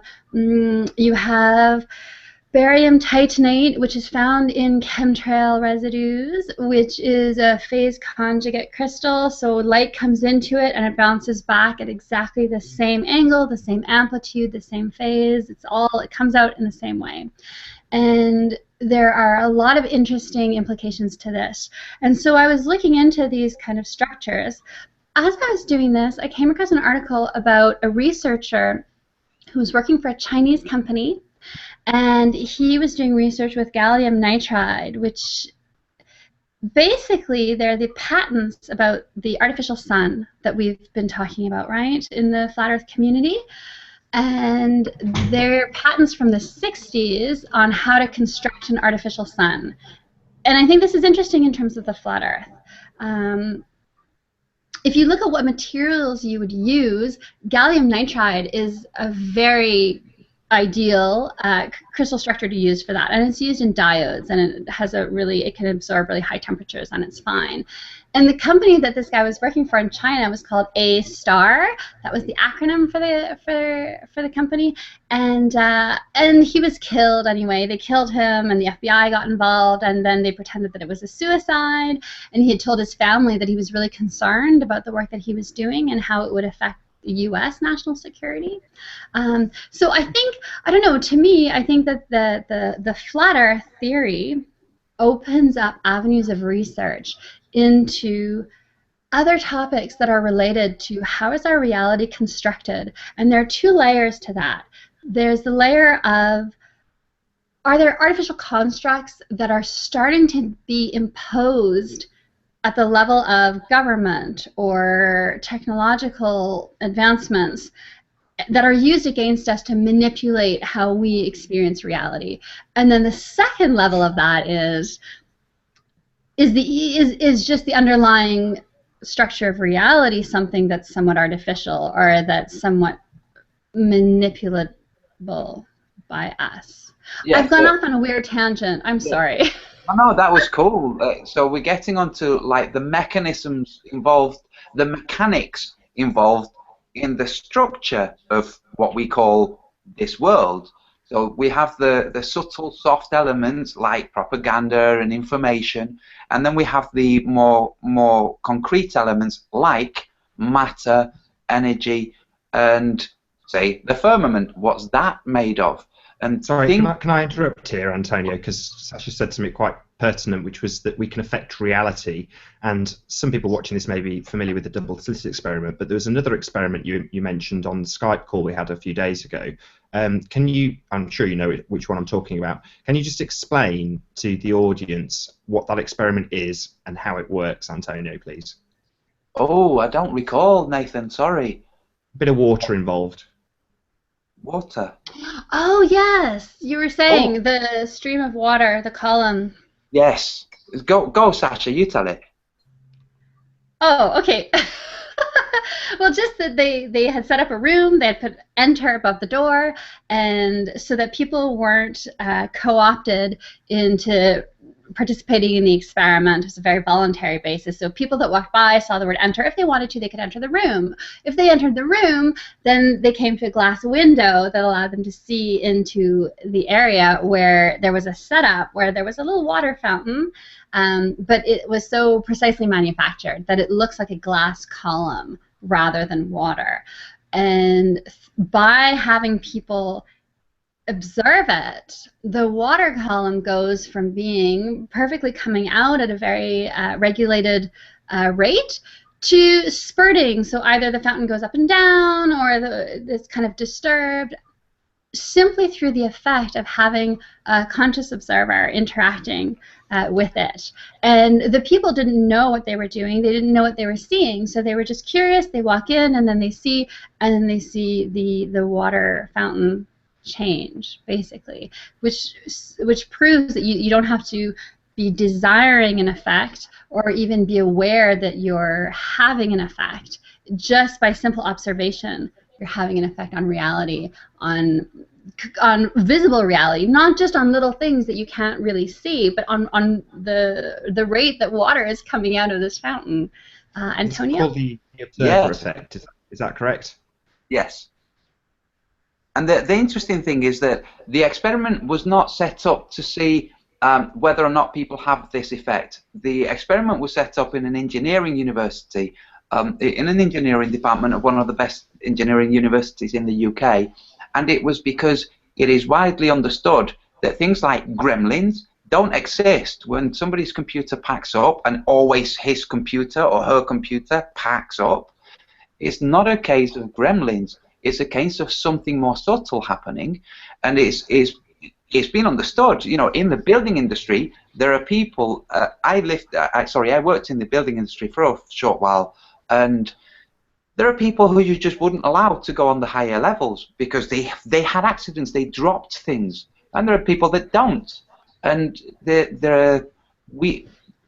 the world of very sophisticated equipment, when you have somebody who has an impact on that equipment remotely, you want that person not involved. You want that person shielded to not be able to interfere with the equipment. So the reason I thought that this was kind of pertinent, it came from your LIGO video, where you finish with the, I thought it was such a booyah moment when you say, and also at what point does the observer effect kick in? It's like, yeah, all of these guys must know about the observer effect and how it's not even related to somebody having an influence as the event is happening. It's the mechanisms involved, that the elements involved aren't fully understood. So how they work and how they can be made to work, these are things that are being studied, that are really being studied by real physicists, not theoretical physicists, you know, experimental physicists. So this experiment, the engineering department wanted to know, how can they shield, how can they find a way of discovering what the mechanisms are so that equipment doesn't get messed up by these people. Now, I have an anecdotal story. I don't really like anecdotal stories, especially third hand. An ex-girlfriend had a friend who, whenever she went into, and I have no reason to doubt my ex-girlfriend, she's Basque. The Basque people are very straightforward and honest, okay? I know that's a generalism, but they are. Anyway, she tells me about a friend whose hairdryers would blow up, who couldn't switch the radio on, who, if she went near the TV, it would scramble. And she would do this as a kind of party trick, really. She would, not really a party trick, when she'd be in Spain, people hang out in larger gangs than in the UK. You'd go out with a group of 12, 14, even 20 people. And whenever they went out and it was early enough that shops were open selling electro-domestic products, she would go in and walk in front of the screens, and they would scramble as she walked past them. So there's also there's a guy who's magnetic. You know, the magnetism he has is not standard magnetism. You know, there are elements at play in our reality that we don't understand. And when we stop looking at distant stars with equipment calibrated to study distant stars, we can start studying what we actually have.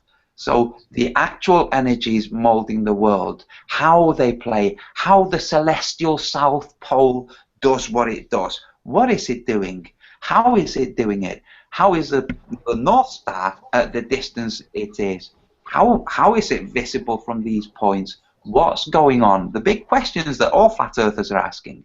And I'm sure that we're at the dawn of the flat earth in terms of the modern world, with the type of technology where we can spread information very quickly. So we're at the dawn of this stage. We have no idea what things will be studied and embraced in the future. I was recently looking at the speed of the sun through the galaxy, just to see what contemporary astronomy and physics are saying. and they have been changing their tune very quickly and quite abruptly in regards to how fast the sun is apparently traveling through space with us orbiting around us. The possibility of them scaling down their theory is there. You know, all they have to do is tweak it stage by stage by stage. And as long as they have either a malleable enough public who will not be shocked by revelations of a true reality, or whether they can use some kind of distraction and slip it in, I don't know. But I have no doubt that in 2,000 years' time, we're not going to be living with people believing we live on a globe. This is when I was joking about the Mandela effect. At one point, having a headline saying, you know, thousands of people seem to believe that they have a memory that they were taught that we lived on a globe. I was joking, but also that there was an element of truth. It's a possibility, you know, especially if people promote the Mandela effect. You know, there you go, newspaper headlines. People falsely believe or live in a globe, in a world where they are on a globe, and it's always been the Berenstain. Well, one of the things that I find interesting about this is that you're bringing up. And so, okay, so I'm going to put this out for the chat and for the both of you, and maybe we can, as a group, kind of figure this out, because I'm trying to wrap my brain around it, and I'm still struggling. So, oh, Nathan? Have we lost him? Oh, no, he's there. Okay, this idea that in order for light to be manifested as either a wave or particle, doesn't matter, but to actually become real rather than just be a probability, it has to be detected by a conscious observer. So even like if your Geiger counter detects the decay or doesn't detect decay, that doesn't collapse the superposition state. It has to be a conscious observer. So here we go for NASA. When they send a probe out to Pluto, the probe takes a picture of Pluto. The photons are in a superposition state of all possible properties, and so they're not being detected at that place by a conscious observer. So there's nothing to collapse the probabilities of light and the probabilities of their properties into actual light and actual properties. But we're told that the probe takes a picture of Pluto and then sends that information, converts it into electricity, converts it into radio waves, and then it gets converted into binary data into their computers, and then their computers just make pictures with it.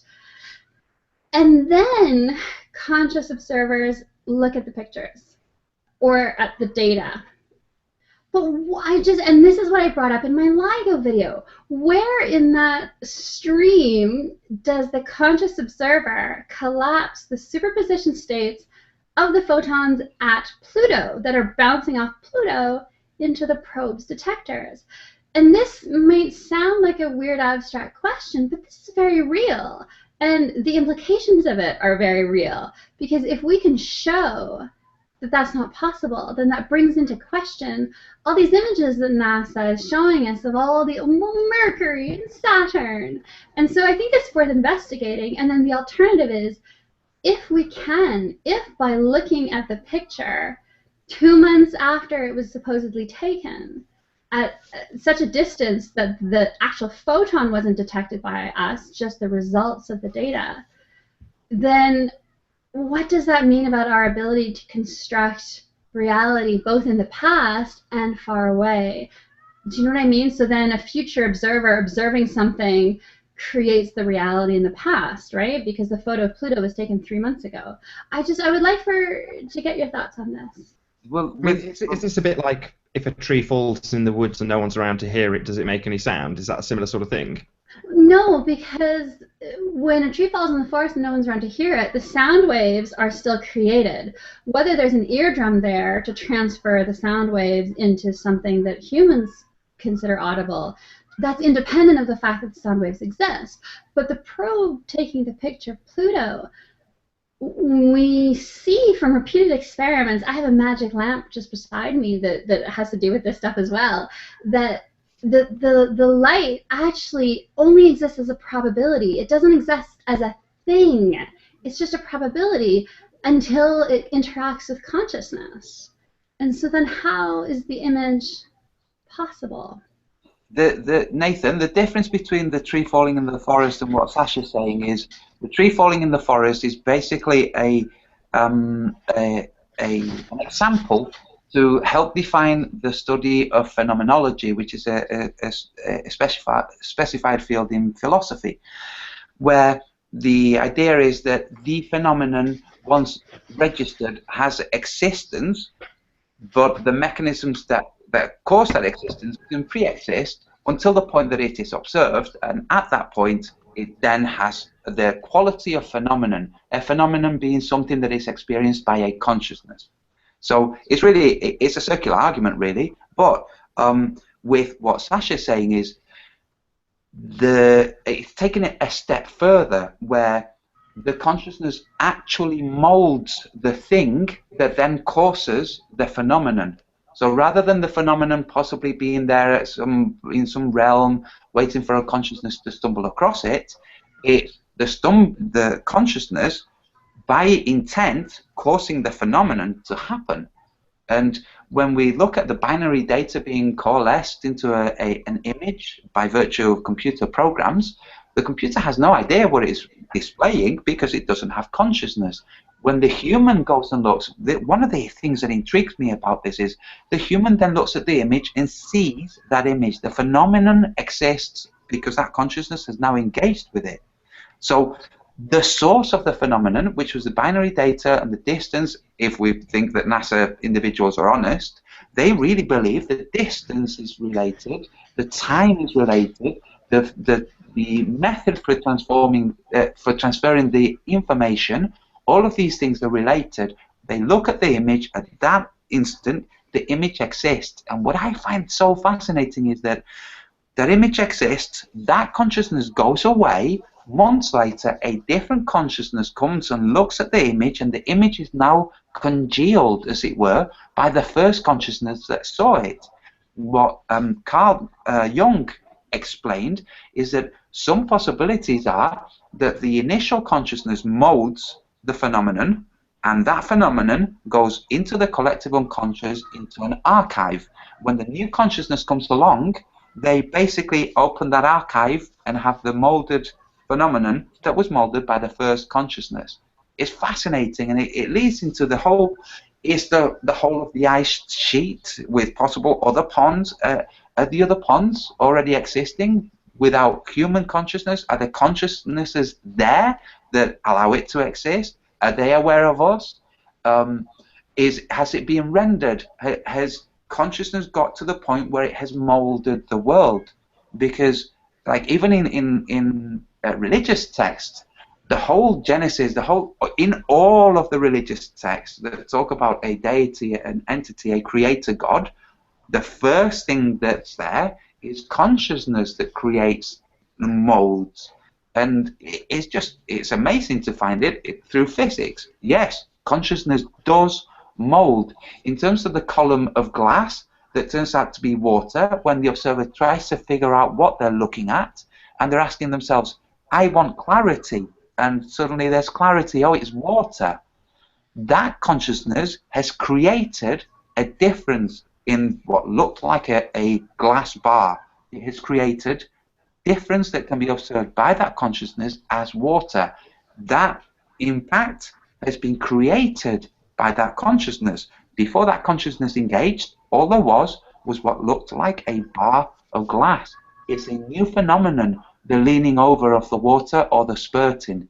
That's created by the consciousness. So in the same way, Nathan, when you've been talking about conjuring up a cup of tea with words, you know, please can I have a cup of tea? And a cup of tea arrives. It's similar to that, but without voicing. But chemists have found that once they crystallize a compound, once one chemist does it, all of a sudden, chemists all over the world will find it easier to crystallize that compound.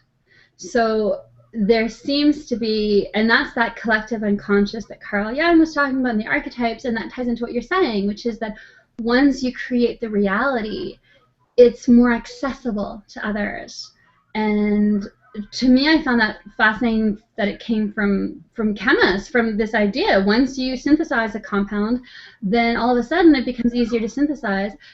And so I think about the flat Earth with people falling off the edge, and the Dark City movie, that old movie, Yes. where there's this edge, but as human consciousness ventures out past what we see as Antarctica, then we would in effect be bringing into existence the vast plain or the edge of the dome or what have you, so that it might actually be unset, uncongealed, for using the words that you said, Antonio. So it might still Is be what in a you're saying, realm of Sasha, probability.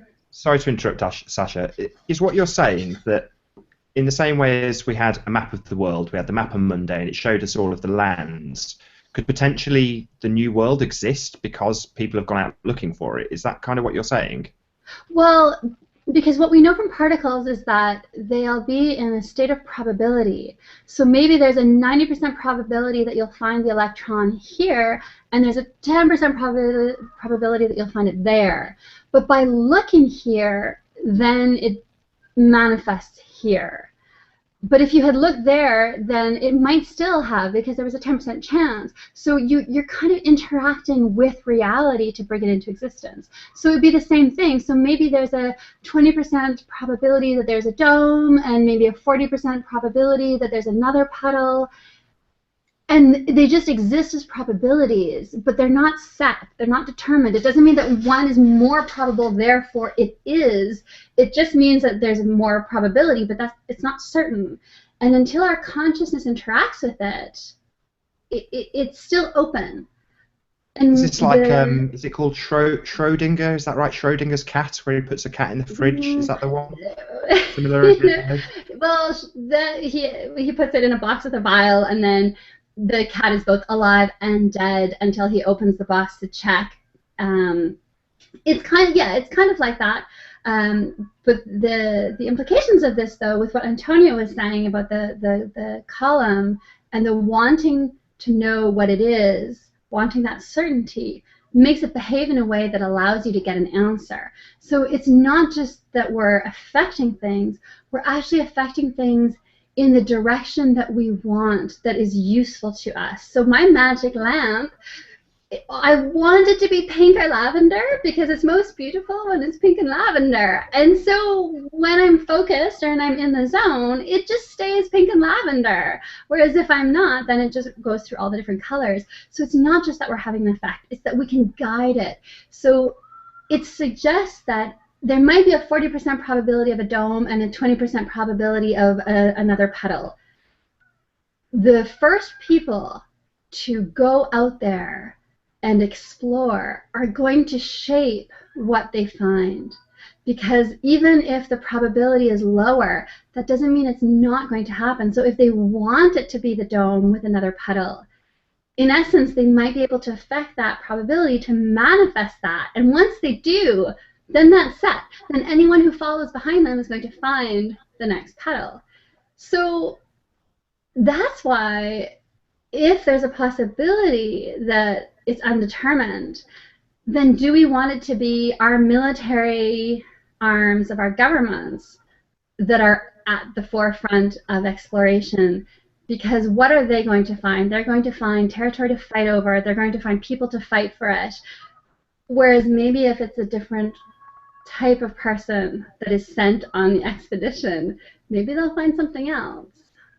I have a somebody mentioned in chat consciousness of water, and Dr. Sarumoto. Brilliant observations. How you can have and this links to, unfortunately, this actually links to magic possibly being real in terms of a mysteriously misunderstood thing that has impact, that can create. So we've spoken about the Illuminati and the New World Order and these organizations portraying themselves as having abilities that are magical. Now, it turns out there are such abilities like taking water and molding it with a thought, or what in magic is called an incantation, something you don't actually murmur, something you say internally.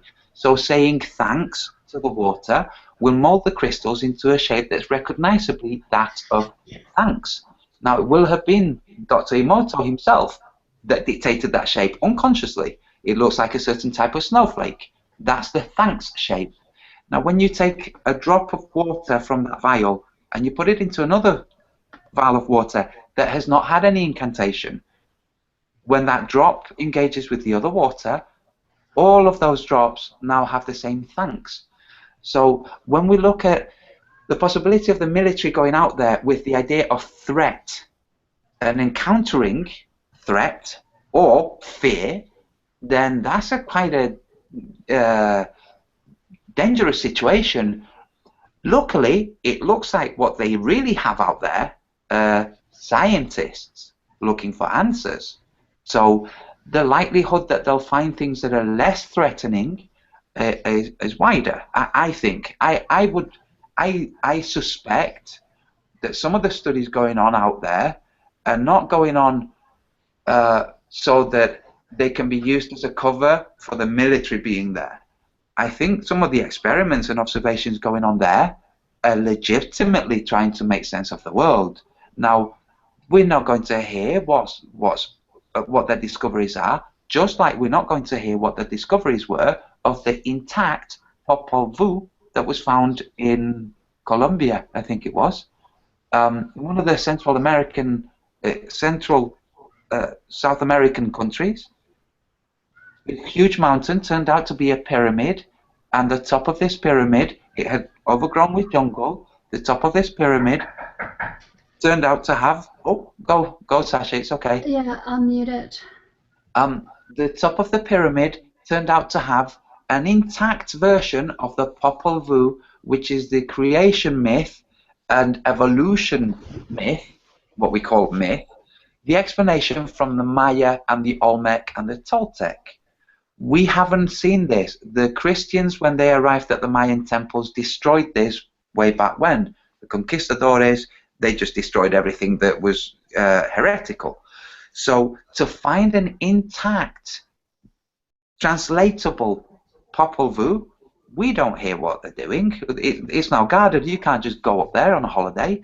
Now, they've also found the ancient Hall of Records in Egypt.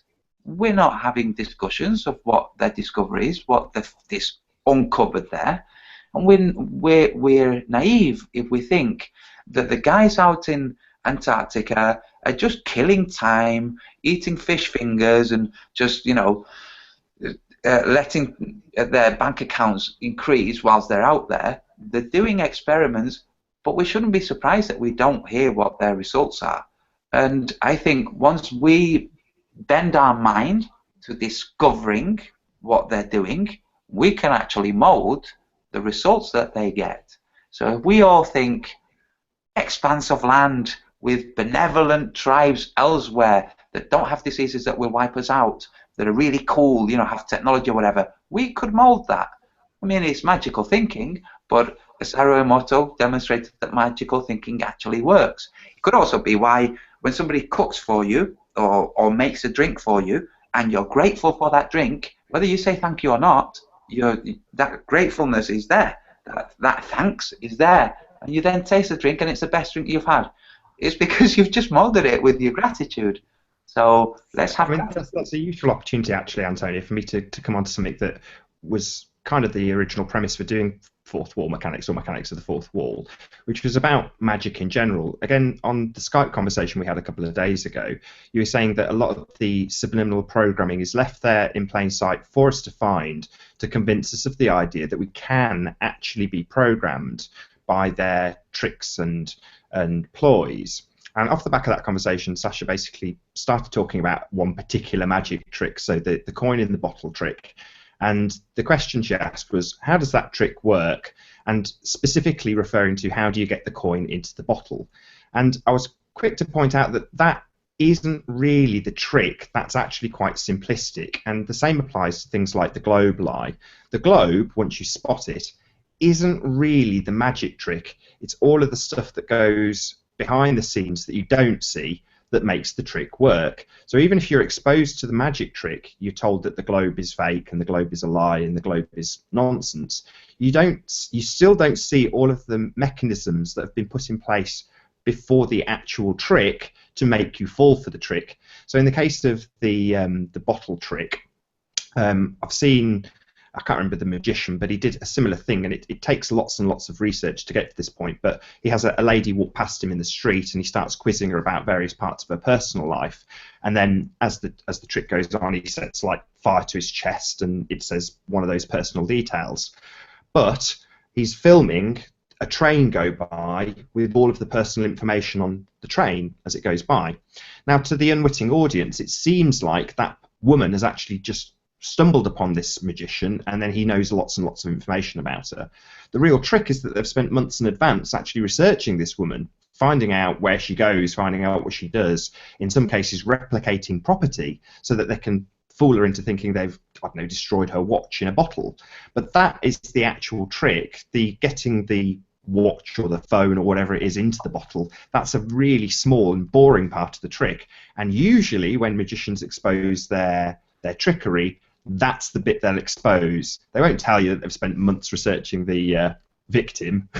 They'll just show you how the actual trick, the end result of the trick, how the watch or the coin goes into the bottle. But that's not the magic trick. Yes, it's the preparation, the hiding is the trick. Absolutely. Right. While I've drawn almost to silence with that one, I'm hoping to round out the show with one more topic, if that's okay by you guys. I'm loving it. I'm really enjoying it. I'm really enjoying the show. Can we round out with one final topic, which I'm hoping Sasha will open up with, just so you know you're still on mute, Sasha. There we go. One of the topics that kind of gets my goat and tends to get me quite frustrated is the topic of clones. And again, on the conversation we had a few days ago, Sasha was, I'm getting goosebumps just thinking about this, but really gave some fantastic insight into the subject. Can you maybe give us a bit of a talk on that, Sasha?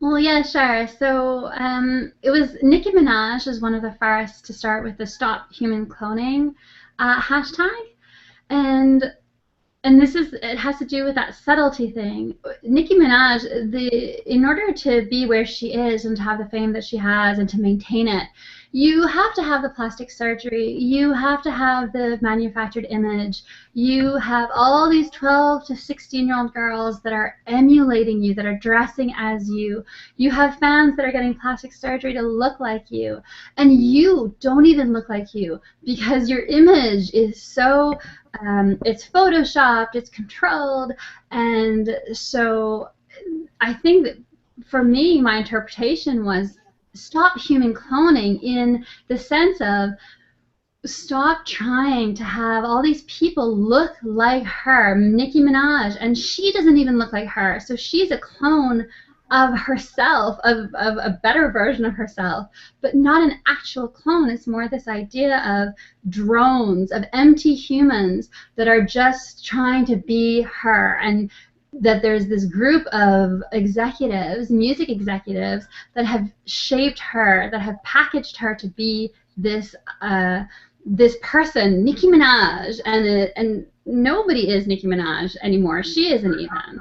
And so I think that that was that idea of stop human cloning. It was a metaphor for this mindless emulating of celebrities that are just these prepackaged, and even for myself, like I put highlighter and shading so that you don't quite tell just how much my cheeks have filled out. And so if you meet me in person, you'll say, my goodness, you're not Sasha, because Sasha has a little bit of cheekbone, but you have this little round moon face. And so I feel that myself. So if people were emulating me, maybe they would be like, oh, I have to lose weight to have the cheekbone. Well, I don't even have that right now. So I think that idea, stop human cloning, stop trying to be so perfect and plastic, and that's so much pressure, and you're just a container for who the executives at the music industry have decided sells best. And then you have all these minions, all these fans that are trying to be exactly like that image. I think that's what got distorted. It was a metaphor and got interpreted as truth. We have to be careful about doing that, I think. Yeah. Antonio, is there any chance you can just maybe give us, to round out the show, a little talk about what is actually possible in cloning at the moment, as opposed to the sort of farcical nonsense that's out in the alternative media? Okay, so there are two possibilities. One is very sophisticated technology actually cloning humans with chips that can be implanted and record all the data being transplanted onto the new clone. This was announced on the news, but this is how lies are announced. They're announced as truth. So we have this chip that can be implanted and records all your thoughts, and then you can have a clone of yourself, and they tell you you're going to go to sleep now, and you'll wake up in your younger clone, that body over there, you know. So there you go.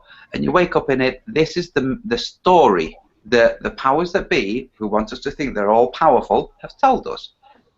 Is it a possibility? Yes, it's a possibility, I suppose. Is it a probability? Don't know. Is it plausible? Less likely. Now, how plausible is it for somebody to take the idea of cloning, which wasn't just Nicki Minaj. Nicki Minaj brought it to the fore with a really good... I think she's not as stupid as some people might imagine. So she brought attention to this, and coincidentally, there was somebody else who was creating, or at least expressing a story that had all kinds of elements that combined announcements by the media of cloning technology and what's the term? Not the hierarchical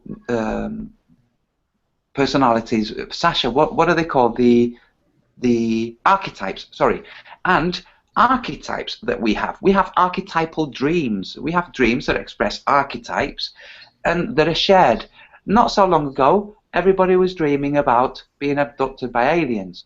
Now there's less dreaming about being abducted by aliens. Now there's more dreamings about being in an arena fighting for your life because you've been cloned. Now this has been put out into the collective unconscious. Now, what's more likely, that there really are cloning centers and nothing has been heard apart from one individual who could be easily snuffed out if they wanted to, or that somebody just made this story? Given that Philip K. Dick wrote about clones in the past, lots of his elements have come to fruition, have become truth. So could they be clones? Yes. Could they be just a story? Yes. We don't know. But to assume that there's knowledge that we do know, I think that's a mistake. Like Sasha just said, we have to be careful. There are things, to be frank with all flat earthers, we know that we can know certain things, but these are things that we have direct access to and interaction with. Now, there are elements of those things that we can know that we don't fully understand, like the subtleties behind how they came to be, that we just discussed, you know, superpositional waves and events that don't coalesce until a certain point when our consciousness engages with it. So we know certain things, we can believe other things, but if we think that our belief is knowledge, then we've made a big mistake, because when we accept a belief as a knowledge, we cannot supplant it, because we cannot do it. It's not something that is doable from a human perspective. It's only doable by first removing the belief.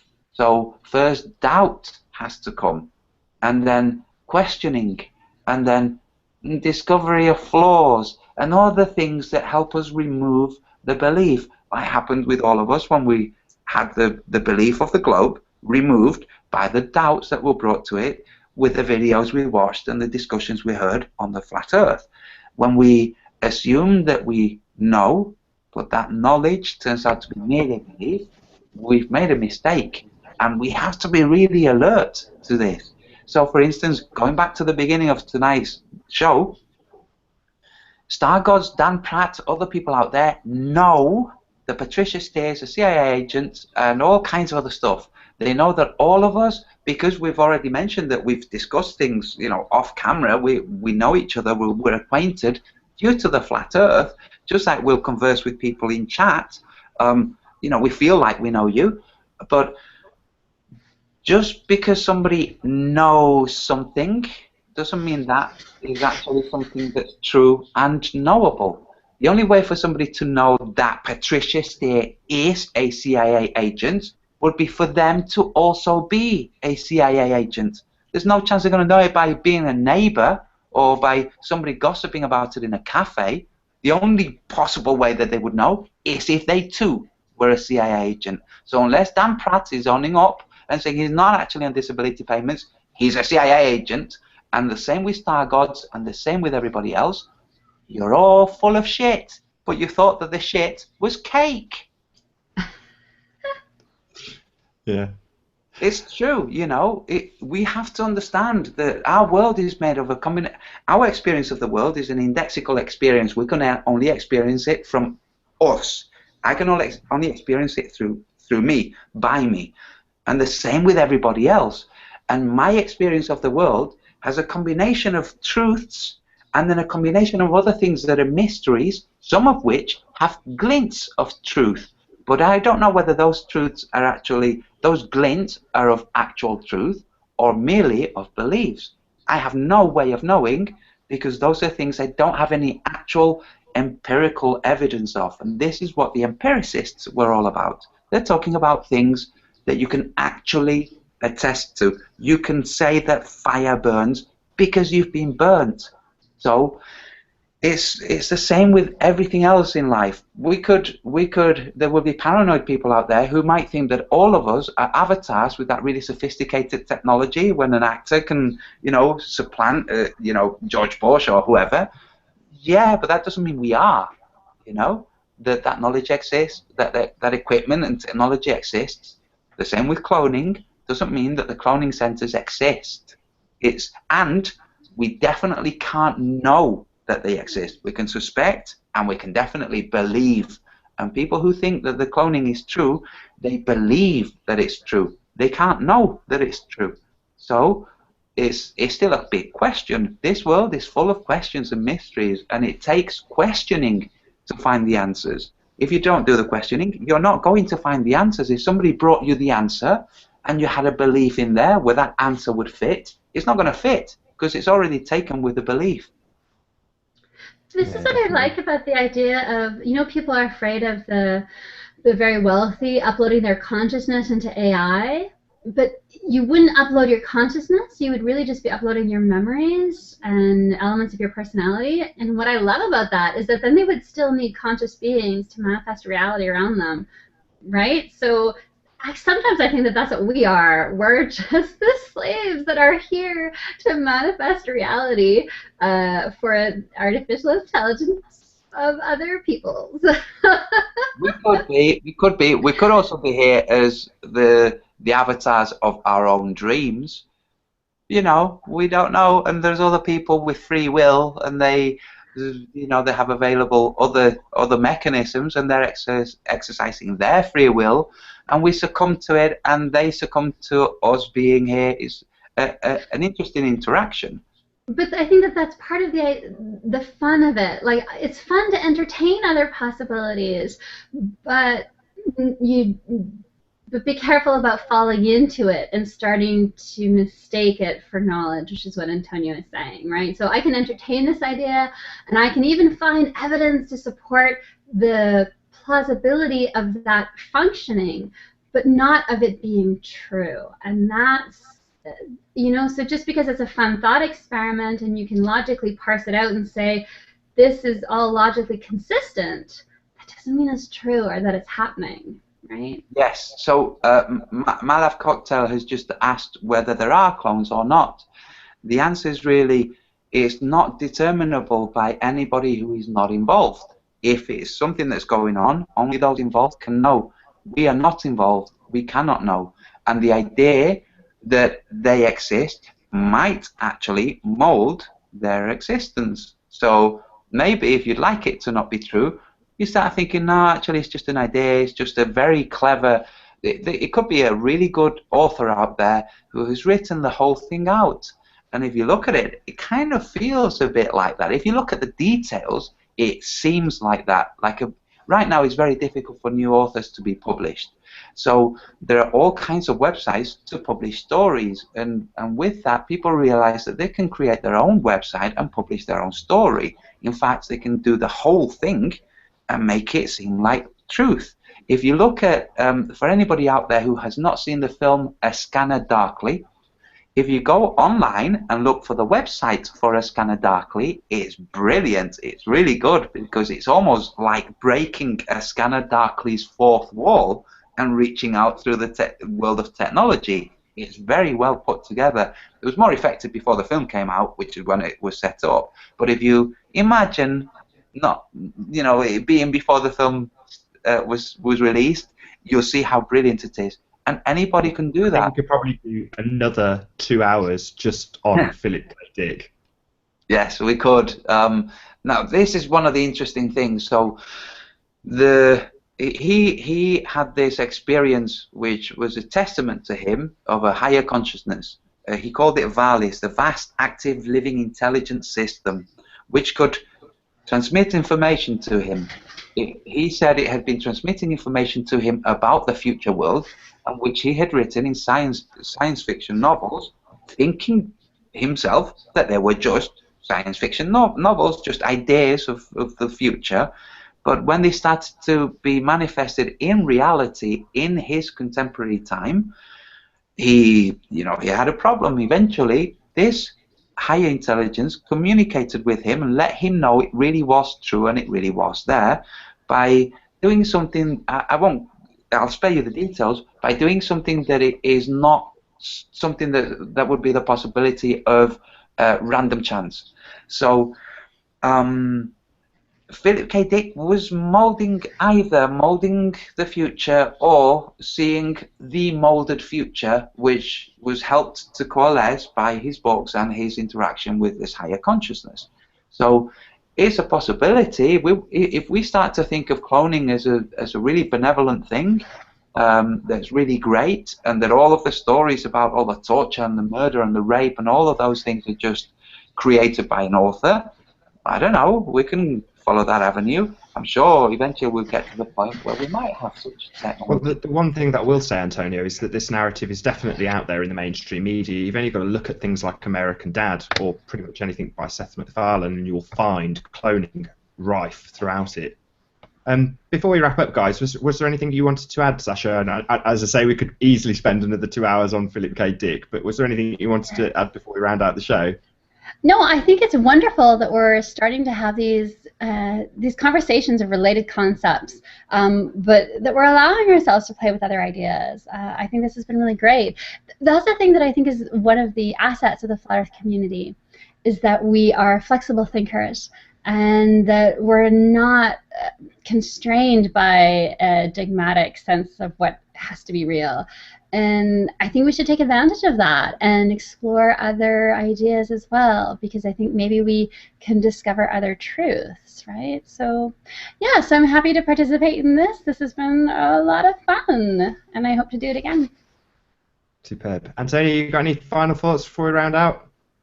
Yes. One is I'm sure that we'll have you again because I'm sure it will be popular and it's fun. It's fun for us, and I'm pretty sure. Well, I hope it's fun for others. My last thought would be to urge people to consider their actions.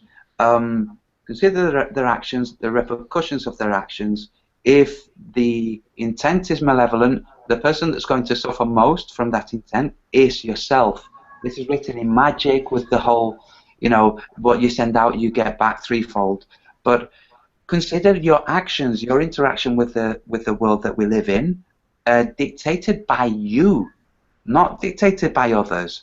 So you can have problems and you can face things that are a horror, but your interaction with the world, as far as you can dictate, are dictated by you, and the repercussions will come to you. I don't mean this as as a warning. It's just a statement of fact. If you have bitterness in your heart, you will send bitterness out and you will receive bitterness. If you want to stop having bitterness in your heart, all you have to do is, first of all, realize that you have bitterness in your heart. Once you realize this, you've started to open the package that you can start to empty. But you'll never do it if you don't realize. So be conscious of your actions. Yeah, definitely. Success breeds success. Happiness breeds happiness. Antonio Subirats, thank you very much for joining us today on Mechanics of the Fourth Wall. My pleasure. And Sasha, otherwise known as Orphan Red, also thank you very much for joining us this evening, or this morning for you. Thank you so much for having me. And to all of you in chat, thank you very much for joining us. This has been Mechanics of the Fourth Wall. I've been Nathan Oakley. I'll see you all in the next video.